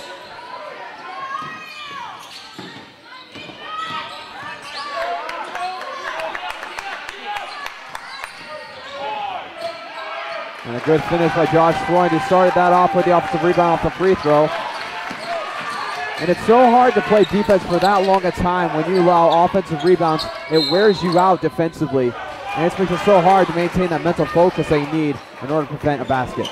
Absolutely. And when a defensive possession goes so long, you lose track of everything going on around you. You just find yourself just focusing on the ball. And being a basketball player, you can't let that happen. Because you focus on the ball, someone can easily come right behind your back and be wide open for a layup. So definitely hard on the defensive end for both teams because both teams have really taken the majority of the shot clock on all of their possessions. But both teams have played great defense so far. So can't let it get into your head too much. But both teams showed some great mental toughness in this game. Absolutely. Now the Knights find themselves down by 6, 45-39 here in the second half. And it's been kind of the story of the season that the second half has been a not so great thing for the Knights so far. They've really struggled in the second half as far as shooting wise and just consistency in general. And that's usually in their losses where they've fallen behind or too far behind to come back. Absolutely. And to say that, and they're only down by 6 at this point. So if they can just tighten up those screws, they'll be right back in this game and collect the lead and hopefully maintain it for the majority or for the rest of this game rather. Absolutely. You see on your screen the man turned towards us was Kill Cale Thornton, he was on the team last year. He was a big benefactor of this team. Great rebounder, great post player. Now he's assistant coach for Coach Greg Winslow. Absolutely had immense talent on the floor, looking to translate those talents onto the coaching staff and motivate his guys to do better and to just play the best brand of basketball that they can play. I think one great thing that Cale brings as a coach is the work ethic. I saw him day in and day out last year, just in the gym constantly working on his game, his inside shots, trying to get any way that he can get extra baskets on the floor, extra rebounds. And so we'll see if the Knights can follow that example. The Maroons playing some really hectic defense right now, really getting in the face of the Knights offense. Roanoke playing defense with a lot of energy here at this point because they know if they can disrupt the Knights, they can get that ball. And they average so many steals per game on the season. They haven't really gotten that many in this game, rather. And they're looking to do that here in the second half. And that's almost an and one that almost goes in when he had three defenders draped all over him. That's Jameer Cross going to the line. 13, Trip Green, his second. And so now they'll give the Maroons 4 fouls, and the Knights have 3.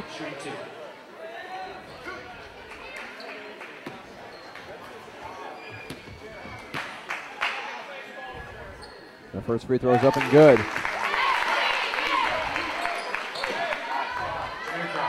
Now a 5-point game in favor of the Maroons.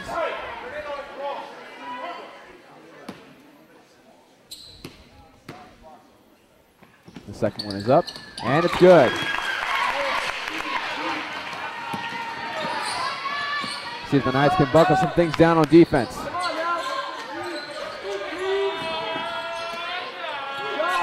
The 3 is up by C.J. Miles, rebounded by Trey Dill. Alec Johnson with it. Good inside pass to Tyler McCready, who lays it up and in.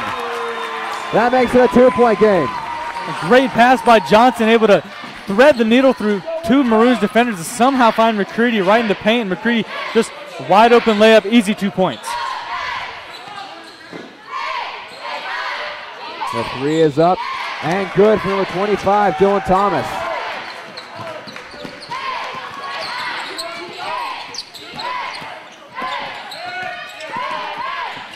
Jameer Cross for 3, off the left side. And that's Josh Freund on the rebound. Knights struggling a little bit from 3 here at the beginning of this second half. Need to find that part of their game. And the Maroons right now playing a high post flash type of offense, a little high-low. And blocked by Jaron Anderson. Alec Johnson gets it in to Jameer Cross, who reverses it up and in, and pulls a win 3. Great two-way play shown there by the Knights. Just absolutely swarmed Freund when he went down on the paint. Jaron Anderson getting the block, but also met by Tyler McCready, and then great work by Johnson to get the ball to Cross and put it in for 2 points. Great two-way play by the Knights at this point. And a takeaway, tipped away by Tyler McCready, but recovered by Trey Dill. Jaron Anderson, 3 is a little too far again. And they're going to call an offensive foul on Trey Dill as he's going up for the rebound. They're going to say shoved down number 25, Dylan Thomas. And we'll see Sam Armstrong checking in for the Knights. Number 24, Trey Dill, his third. And that's his 3rd foul on the night. Sam Armstrong will check in for Alec Johnson.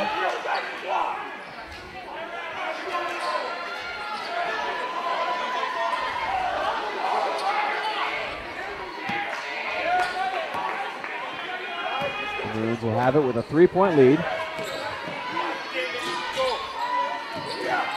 Little John comes up with a block by Tyler McCready, and it goes out of bounds. Knights did a great job so far at keeping that defensive anchor, Tyler McCready, in the paint. Able to stop any and all chances for the Maroons inside the paint. Neil Davis checks in for Trey Dill. Now we'll have a timeout here with just under 12 minutes left to play in the second half. A 3-point game. And 2 straight defensive possessions for the Knights, but they've had a block. First one with Jaron Anderson, second one with Tyler McCready. And it's one thing that the Knights really need to get is break down on that post play, because Josh Freund, like we mentioned before, has really found this groove in the second half, and is getting a lot of great inside looks at that high-low offense. Absolutely has. He just found, like we said earlier, he's found his space, especially in the opening minutes of the second half. Not as much success here later in that second half because Tyler McCready and Trey Dale and all the other Knights down on that post have made their way to him earlier because they know when a Maroon guard drives in, he's not looking for the goal. He's not looking for the net. He's looking to pass it out, usually to Freund or to Little John down in the paint and to get an easier 2 points. And we've just seen a great defensive showing with the amount of blocks we've seen in this second half. Look for the Maroons to spread their offense out and look for that three-point line again. They were very successful with it in the first half. Wonder why they haven't gone to it this second half because the Knights have played the 1-2-2. Knights doing a great job on defense, just need to translate it to the offensive side. Yeah, absolutely. Talking about three-pointers, the Knights so far struggling on the night with just 30.8% from three-point, whereas the Maroons have 43.8%. They've kind of fallen off since the first half, having over 50% completion on three-point shots.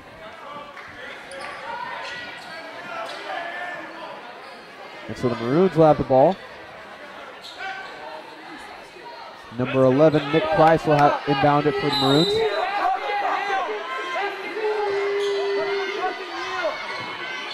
Some great defense from Jameer Cross.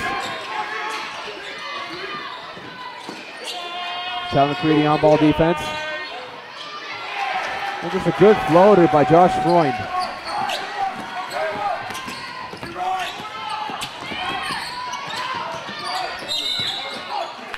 And they're going to have a call push on number 11, Nick Price. We see number 30, Brandon Harrell, check in for the Maroons. So he'll be defending Neil Davis, who'll be inbounding it for the Knights. Also number 25, Dylan Thomas, will check in. Dylan Thomas is the second leader in points with 9. He is 3 for 6 from three-point land. Jaron Anderson with it now.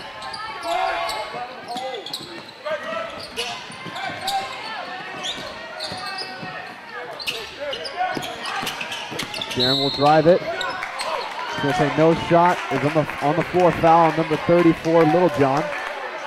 Foul on the Maroons, number 34, Jeremy Littlejohn, his second, team's sixth. That's the second foul of the game for Little John. Surprised he doesn't have more. The Knights really been attacking him all night. Sam Armstrong is neglecting to shoot at the last second, and now gets that shot and off the back iron. What an athletic play by Sam Armstrong to get it out of there. A really smart play. He went up for the shot, then realized he didn't have any space to get the shot off, and was able to find Anderson before his feet hit the ground.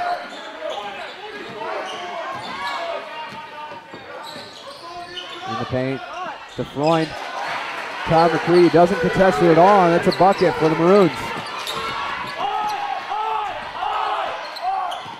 Bennett Canlin will check in at the table for the Knights.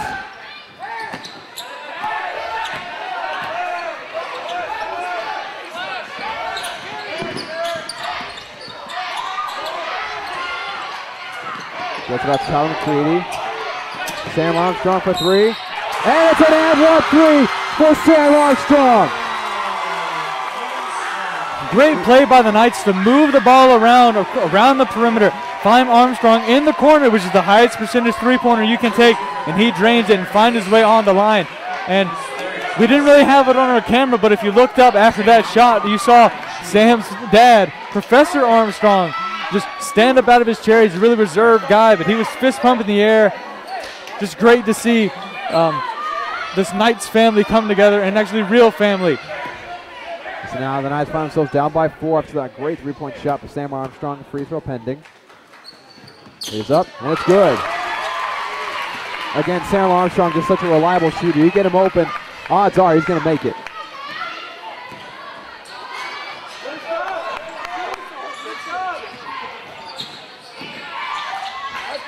Bennett Canlin on Freund now. And they're going to call a foul on him. He's such a, I'll coin your word a little bit, Chris. He's such a gritty defender. He does a really good job of just really getting in the face of whoever he's defending. A lot of times it does get him called for fouls, but it gets in players' heads a little bit.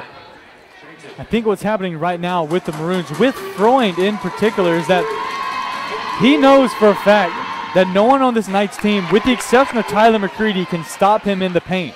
As soon as McCready went out, they put in Camlin, who's a notable defender himself, but just doesn't have the beef on him as Freund does. You saw him as soon as he got it, put a shoulder down and drove to the basket.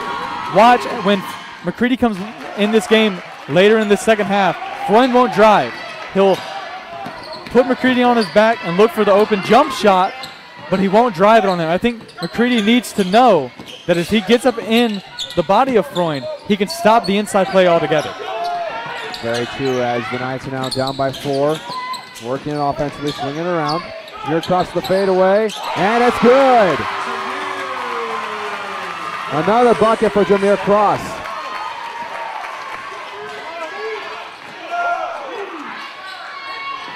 Getting inside to Josh Freund as the Maroons, and he gets another basket. Jameer Cross now has 12 points on the night, and Josh Freund with that basket, I believe that's 23.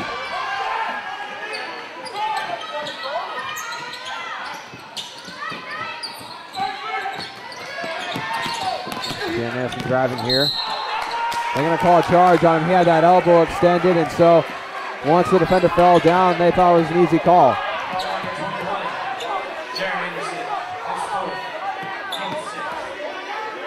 Not the biggest fan of that call, because Anderson was coming in and he tried to spin.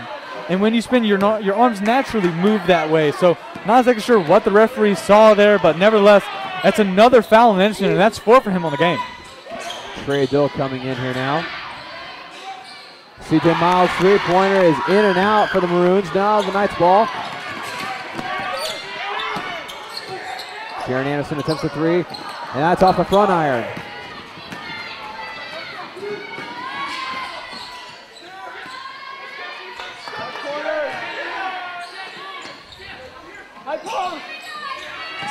And Jaron Anderson is now 0 for 6 from the three-point line. And that's a good three-pointer by number 30, Brandon Harrell. So the Knights call a timeout. The Maroons have some momentum right now going their way. And the Knights having some trouble finding the basket here. Knights had it to as close as a three-point game, and now it's gone up to a 7-point game in favor of the Maroons. Knights just not able to find the shots they want. Nothing's falling from three. Armstrong had a great three in the corner, but the Maroons doing a great job of coming out and guarding those three-point shooters. Jaron Anderson not shooting the ball well at all. You said 0 for 6. I think definitely a tale of 2 games, because last game he was absolutely phenomenal from three-point range. Just not able to find a shot. Knights need to find another weapon and get more shots, at least up, because right now they're just getting swarmed by this Maroons defense that cannot find the answers on the offensive side of the ball. And so far in this game, the Knights have played 10 players on the court. And talking about spreading out the offense, there's only one player of those 10 who hasn't scored a basket, and that's Neil Davis. And so really spreading the ball around and getting every player involved is really what the Knights are doing so far and doing a great job of it. They just need to do, obviously, more of it so they can pick up this game, take the lead, and eventually, again, with 8.5 minutes left, win this game. Just see Trey Dill checking in for the game here for the Knights.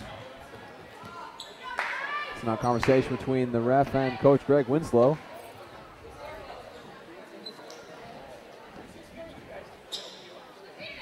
And so now we'll re-enter the ball. Alec Johnson will pass it in to Jameer Cross. I think in this situation, Coach Winslow has the right to be upset. He feels there's been some calls that have been unfair against his guys, especially offensive fouls against Jaron Anderson in particular. Referee just trying to explain to him, and Coach Winslow basically just saying, hey, I know the game too, and these calls aren't correct. Brandon Harrell gets a hand on that one as the Maroons get the ball back.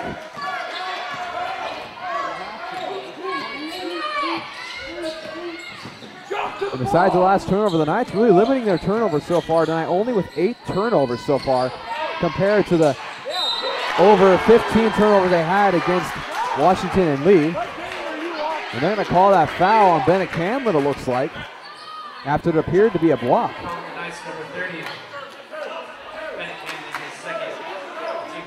So that'll be a second foul since coming into this game. I think Camlin thought he had the clean block on that shot attempt there from Freund. And Freund just continuing to do what he's done all game, especially when McCready's not in. They feed it to him, and he's not looking to pass. He's looking to take a shot up, bully his defender, and make his way to the basket.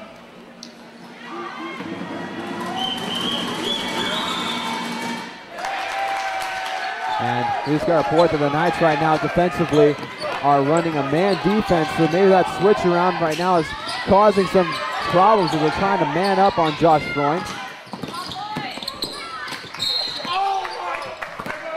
And it looks like it's going to be, it's like those payback fouls kind of things that happen. You have one call on one side that somebody's mad at, and on the other side a similar call happens for the opposing team. Just to even things out. Not sure if that was on purpose. I'm going to give the ref the benefit of the doubt and say it was not.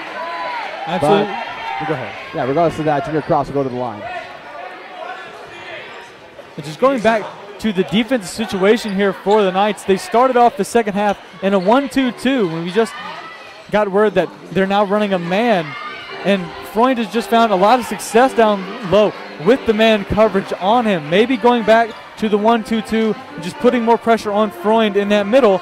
Maybe even doing a box-and-one on Freund. Have someone always on Freund, and then the rest of guys play zone and guard their zones to the best of their abilities. Just a thought, maybe for Coach Winslow. We'll see if the Knights find a way to clog up that middle. Interesting to see what Coach Winslow does after this timeout. That'll definitely be interesting to see. And like we've mentioned before, the Maroons so far in this game running that high-low option. And what that means is you have a post at the top or near the free throw line, and you have a post lower down. And what will happen is they'll enter it into that high post, take it out to a three-point shooter, or try to get into that low post. And if nobody gets on the high post, he's free for a jump shot. And Josh Freund has capitalized on that time and time again in the second half. Absolutely. When he has the space to shoot it from the elbow or even closer, he makes everything he shoots. But you have to force him to drive, and he only drives when he's on a smaller defender, and he knows that. So interesting to see the only really player that's big enough to not be bullied by Freund right now is Tyler McCready. We'll see if he comes in later in this game to stop Freund.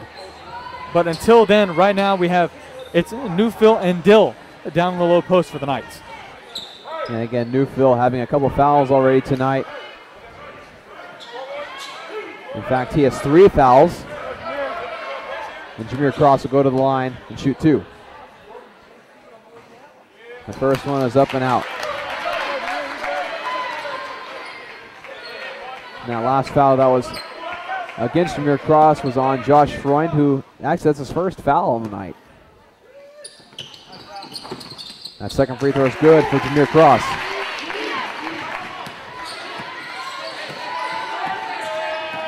So the Maroons with an 8-point lead with just under 8 minutes left to go in this game.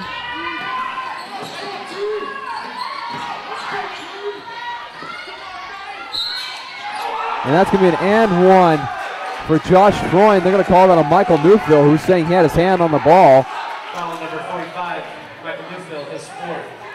And that's 4 on Newfield. And it'll send Freund to the line yet again. It feels like you've seen him on the line basically every single possession for the past 5 minutes. And he now has 27 points in this game.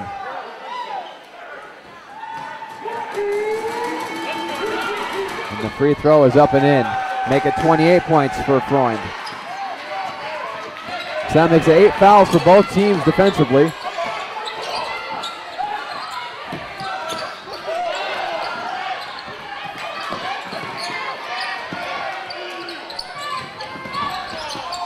Your cross will fade away. Looks like he'll go to the free throw line. Seemed to lean into that one a little bit, trying to get that foul call, and it works. Now what he needs to do is capitalize on these opportunities at the foul line and get points on the board. Jameer Cross struggled a little bit tonight at the foul line. See if he can capitalize here. First one's up and good. And Tyler McCready checking in for Michael Newfield. And like you said, hopefully Tyler McCready can add some aid and the defending effort of Josh Freund. Well, Newfield has 4 fouls.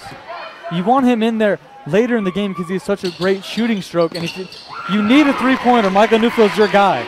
But glad to see Tyler McCready making his way back in this game. He's been the only player that's been able to stop Josh Freund so far. So watch when Josh Freund gets the ball down low. He probably won't drive it in on McCready. That's three-pointer. CJ Miles, and it's no good. And it goes out, rebounded by the Maroons. Number 25, Dylan Thomas.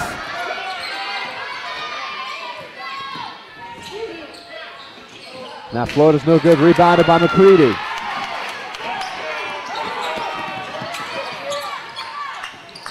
Near cross driving in. Off two defenders, and they'll go to the free throw line yet again. And the foul's on Josh Freund. That'll be his second foul of the game. It appears that Jameer Cross has also found a weakness in the defense of the Maroons, trying to get to the free throw line just like the Maroons have been doing to the Knights. Just two different ways. Jameer Cross he just drives the ball in. He's at basically the top of the key, ISOs his defender, drives it in, draws 3 or 4 Maroons to him, and then draws the foul. What the Maroons have been doing, feeding it to Freund. He has a one-on-one opportunity. He's able to get under his defender, go up, and have arms and elbows all over top of him and draw the foul. But like you said, very similar methods of getting to the line, or getting to the line is the method. Just need to stop Freund, and we need to capitalize on the opportunities we have at the foul line. And mentioning that Jameer Cross's first free throw was too short. Having some discussion between the refs and Tyler McCready, not sure what that was about. But Jameer Cross will attempt his second free throw.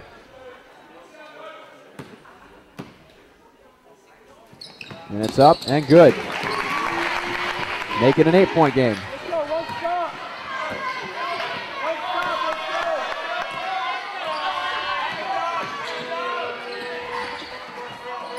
Jameer Cross defending.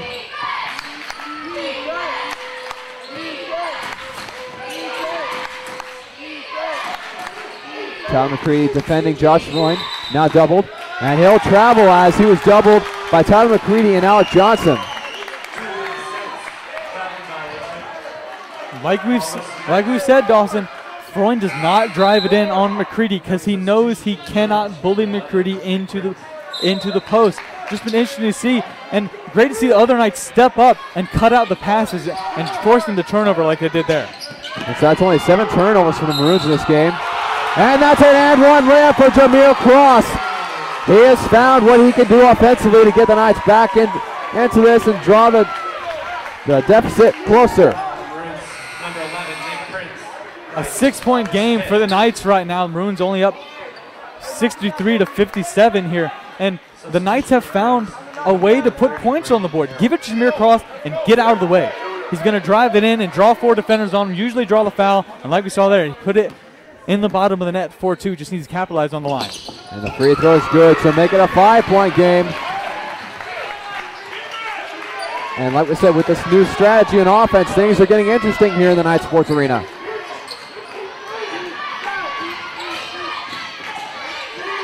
Josh Freund doubled again. But just like that, he passes it out, gets it back to him.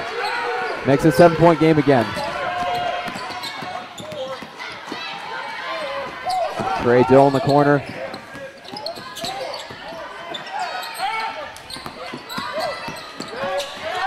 And that's going to be off the foot of Sam Armstrong, looking for a 3-point shot. Had to bail out before he could attempt it.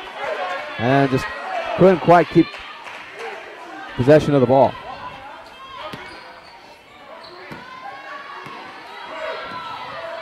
So 6 minutes left in the second half.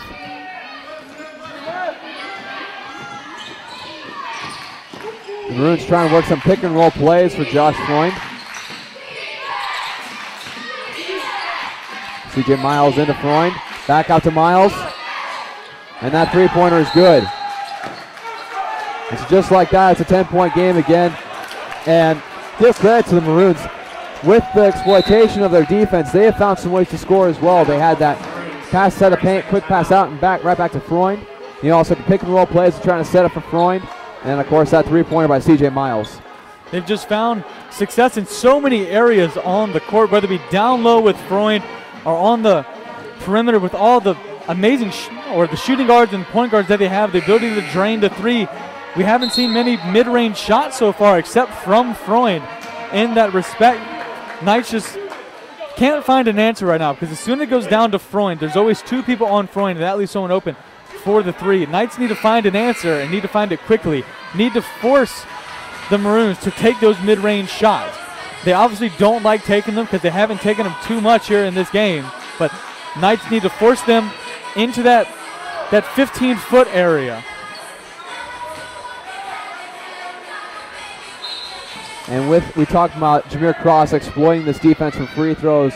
He has 13 points in this half alone because of that.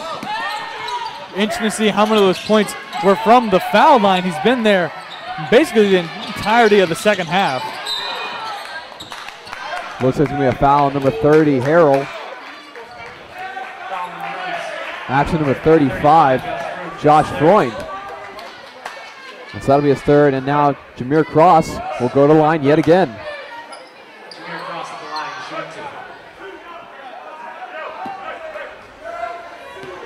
two. And Dawson, I wouldn't be surprised if after these foul shots on the Knights' next possession, they just give it to Cross and try to draw another foul on Freund. He'll definitely stay in the game for the following 5 minutes unless the Maroons take a really sizable lead, but just be interesting to see in the next possession if they try to draw that fourth foul on Freund to get him in serious foul trouble. And the second free throw is no good. We saw Jaron Anderson come in for the Knights in favor of Alec Johnson.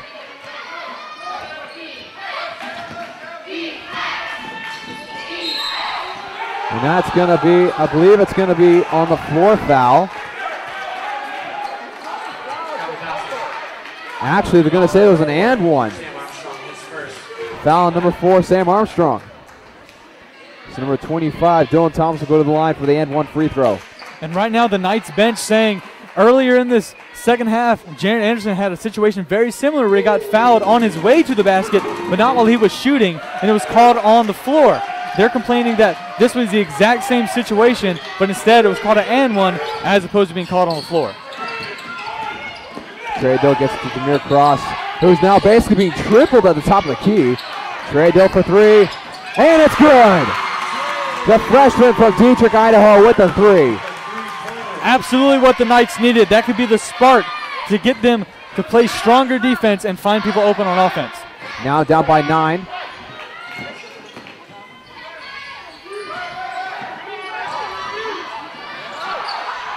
Sam Armstrong defending. Some of Maroons players got tripping over each other. I think what happened there was Freund set the pick on Trey Dill, and Trey Dill just decided to lower the shoulder and send Freund to the ground. Now Jameer Cross with the rebound off the missed three-pointer. Sam Armstrong for three, and that's good! Now it's a 6-point game. Great shot by Armstrong in the corner. That's his sweet spot, and the Knights need to keep feeding it. And Coach Winslow was going to send in Austin Wood, but decides to pull him back. I think it's a good thing because the Knights have found a lot of chemistry and success so far. And Josh Freund misses an easy basket. Tyler McCready rebounding.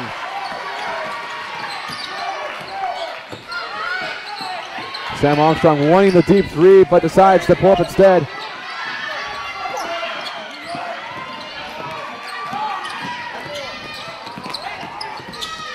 Jameer Cross driving in, fadeaway jumper is good! The Knights pulling within 4. Great work and late in the game here by Jameer Cross and the Knights. We'll see if they can keep it up on defense. They're hyped up, and the Knight Arena is absolutely electric right now. It's so loud, I can barely hear you, Chris. Josh Freund handling it, going against Tyler McCready. Nearly stolen away by the Knights.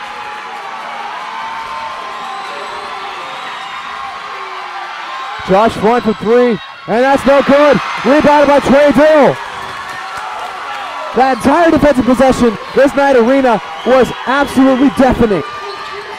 They were waiting for the chance to just erupt into more noise. They beat him possession, felt like an hour is what it felt like, because the Knight Arena was waiting to explode, waiting for the Knights to do something, see what they're doing in this offensive possession. And they're going to call the charge on Jameer Cross as Josh Freund got in his way and planted his feet. That'll be Jameer Cross's first foul. And so a timeout will be called here. And just like that, the Knights are down by 4 with a lot of momentum. This crowd is into it. The Knights are starting to shoot better for the three-point line with Trey Dill making one along with Sam Armstrong. And I tell you what, things are looking up for this Knights offense. Absolutely able to chip away at the 10-point deficit and bring it within 4. Some great shooting, like you said, from Dill and Armstrong. Armstrong making 2 really clutch threes right in that corner there, but also the clutch defensive work we've seen, especially from Tyler McCready, and also some great plays by Jameer Cross. I don't think without him getting to the line and being as effective as he had, the Knights would not be in this position right now. Absolutely, talking about him getting to the free throw line and just doing a lot of great work there. In fact, Jameer Cross is 10 of 13 on the free throw line. He's gone to the free throw line for 13 shots, most of them in the second half, which is why he has 22 points at this point.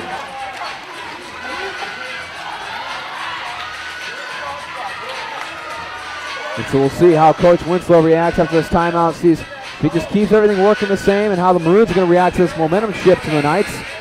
And talk about some other impact scores for the Knights. Trey Dill now has 11 points, and Tyler McCready now has 10. And so those are your top scores for the Knights: Cross, Dill, and McCready.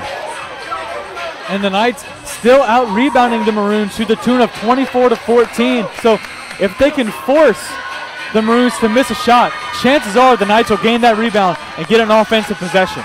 Especially with Tyler McCready in there. Tyler McCready, when he's in the game, he dominates on the boards. I mean, tonight, right now, Tyler McCready has just 4 rebounds listed here, but it feels like he's everywhere. Alec Johnson has 8 rebounds and just doing a lot of great things on the board for the Knights. I think the main thing Tyler McCready has done is he's been a defensive anchor for this Knights team. He doesn't allow much, but when he does, he puts enough pressure where it could be a miss. A great cut. That was number 3, C.J. Miles. Trey Dill for 3, and that's good! Make it 73-70.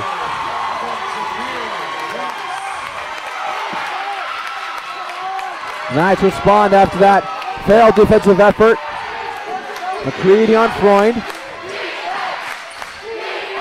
Good defense by McCready. Rebounded by McCready. Jameer Cross with the ball. Sam Armstrong. And they're going to call the charge of Jameer Cross before the made 3 by Sam Armstrong. I don't agree with that call at all. I don't think the defender's feet were set, not even in the closest sense. Can't see how the referee would call a charge there, but nevertheless he did. It's still a 3-point game here for the Knights. Need to get over this quick speed bump and keep going. That was Brandon Harrell who took that charge. It's not a Maroons will have it. Coach Winslow getting absolutely energized on the sideline along with the Knights bench. You hear a chance of defense from this SVU crowd.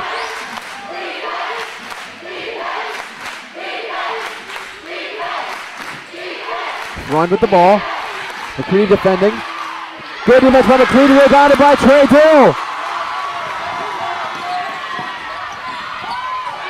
Tripped up is Jameer Cross. And the ball will go to the Knights. It's only the second jump ball of the game. Jameer Cross is thinking he got tripped up.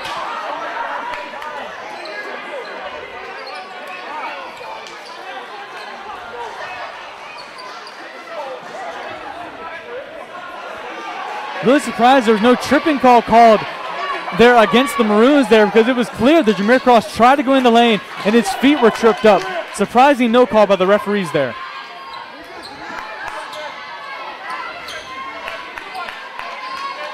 And now the Knights really have to make sure they keep it under wraps. It's Josh Freund rebounding his 30 points, excuse me, not rebounds, 30 points so far, 25 of them in the second half. And so if they score here and get it within 1 or even tie it, they just really need to buckle down on defense against him. And Tyler McCready's done a good job of that in the past few possessions. Absolutely. They definitely keep him from scoring with McCready in the game, but he's so dangerous in other aspects. He has 4 rebounds on the game and 5 assists. And when he's not open to get his own points, he's able to find his teammates.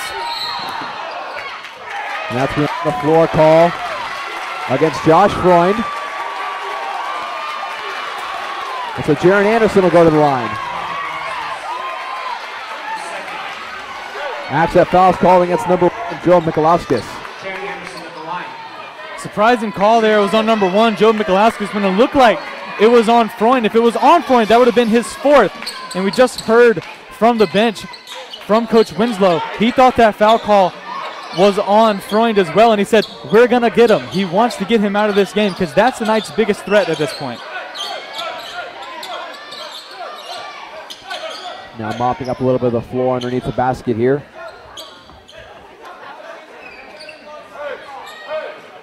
Coach Winslow having a word with Jameer Cross on the sideline. You see Austin Wood about to check in for the Knights.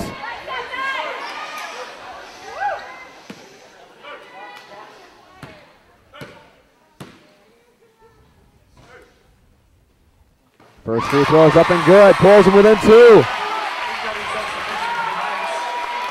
That is the tightest this game has been since halftime, where it was tied at 32.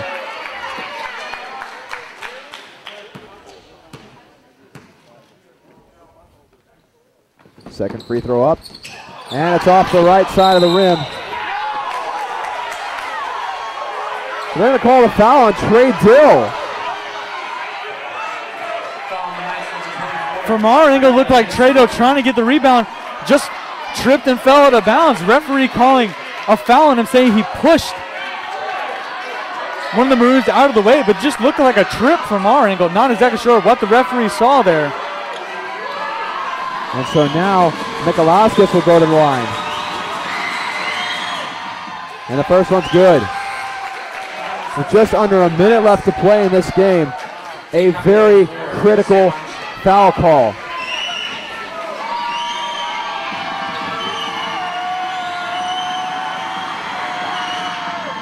And the second one's good, puts them up by 4. Jameer Cross right now has 22 points in this game. And pulls up. Jumper's no good. Rebounded by the Maroons. Sam Armstrong defending tightly. 45 seconds left in the second half. We'll see at what point the Knights start to play the fouling game here, just to put the Maroons on the line. Now down by 4. 12 seconds left on the shot clock. Blocked by Tyler McCready. Rebounded by Trey Dill. Absolutely. Oh my goodness. Clutch from McCready. A clutch play from Tyler McCready down in the low blocks.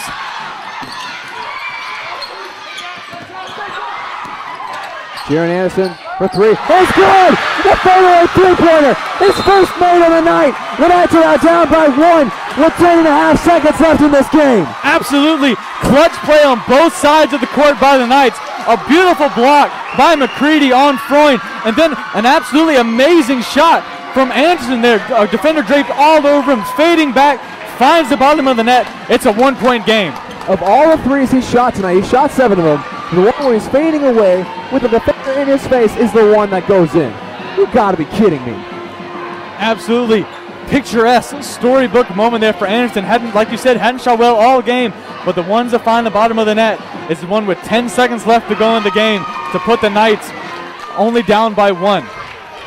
And so we'll likely see the Knights foul the Maroons right away in order to get a free throw shot by the Maroons.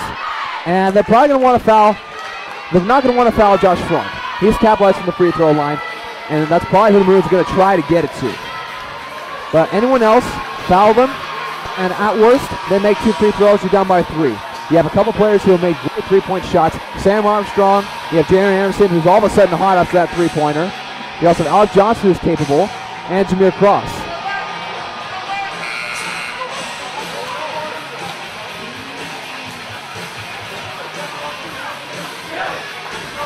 I tell you what, Chris, my heart's racing right now.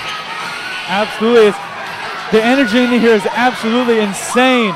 The Knights definitely looking to come out with a win here. Need to find their shooters. They're down by 1. They need to play some stellar defense, force a turnover, and then get up. They're going to foul C.J. Miles. C.J. Miles has 13 points on the night. He's only shot 1 free throw, and he made that one. Wood, his second.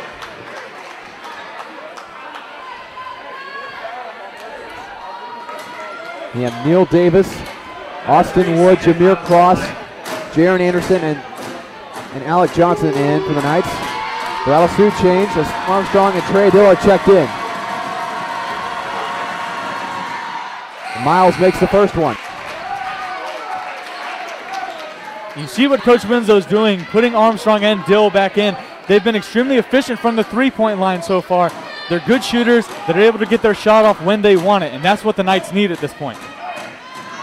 So this next free throw could put the Maroons up by 3 with just 9.5 seconds left. And that free throw's good. And so a timeout will be taken by Coach Winslow and the Knights. So 9.5 seconds left. Excuse me, Roanoke called that timeout. Interesting call. Interesting call by the Maroons to call that timeout. Definitely strange. I think what the coach of the Maroons is trying to do at this point is maybe just draw up a defense to keep our guys away from the perimeter and away from open shots. I'd expect, in my humble opinion, Jameer Cross to get the ball and drive it in because they need 3. But maybe try to get him to the line for an easy 2 or maybe a 3 and then foul and try to restart this whole process. You also have a lot of nice players who have made several three-point shots. You have Jaron Anderson who just made the clutch one. Alec Johnson who doesn't score very often but can shoot threes.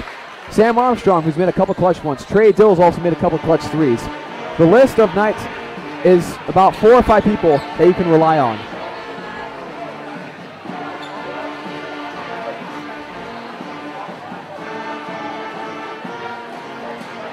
Knights definitely want to ride the hot hand here in the last 10 seconds, but they also don't want to be predictable. Sam Armstrong has shot extremely well from three-point land so far and has done great offensively. Expect the Maroons maybe to double him or expect him to get it. Knights need to be unpredictable. They have all the shooters and weapons necessary to do so. We'll see if they can capitalize on this opportunity. And if they do go to Sam Armstrong, they need some really good screens and some really good play calling in order to get him open. And so we'll see what the Knights come up with here, as they have to cover the whole length of the floor in 9.5 seconds to get a three-point shot. Jaron Anderson with it. He's going to pull up 3, and he's fouled! With 4.5 seconds left, he's fouled by Josh Freund. And that's the 4th on Freund. That's the 4th, and he'll send Anderson to the line. Anderson needs to capitalize. It is crunch time now for Jaron Anderson. He has the opportunity to bring the Knights level in this game. We'll see if he can capitalize. And Jaron Anderson so far this year is shooting 80% from the free throw line, so we'll see if he can use that right now. First one's up and good. 77-75 with 4.5 seconds left. 2 more free throws underway.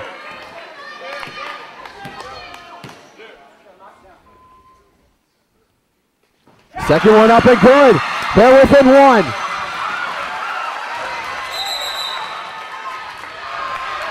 And so the Maroons will call.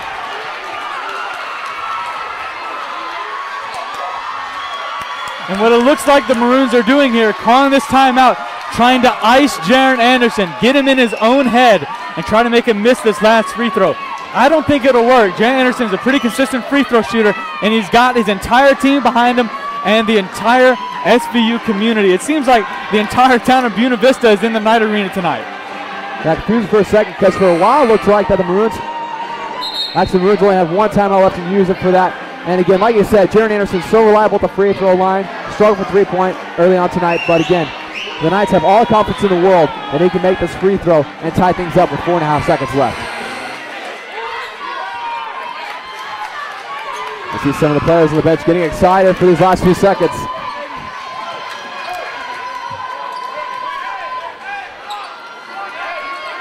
Jaron Anderson, the sophomore from Cottonwood Heights, Utah.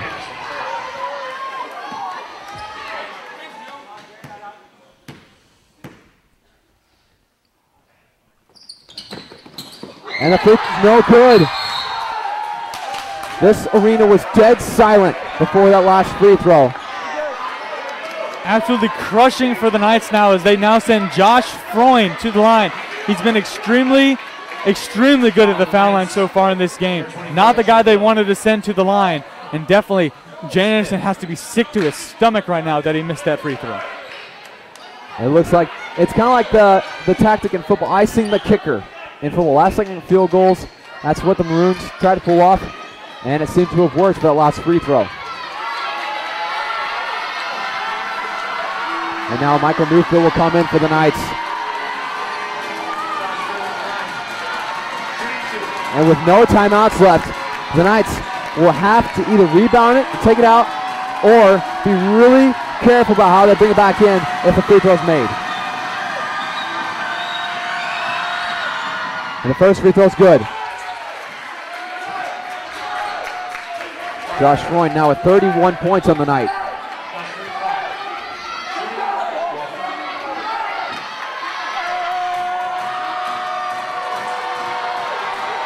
Line for the second free throw. It's good. So now a substitution will come in for the Maroons. Number 13, Trip Green, the freshman from Wilkesboro, North Carolina. With 3 seconds left, the Knights have to get some reasonable shot down the floor. Jaren Anderson doing down the floor, 2-1. And they're going to say he didn't release it in time. And that'll be the game. Jaren Anderson held off with just a half second too long.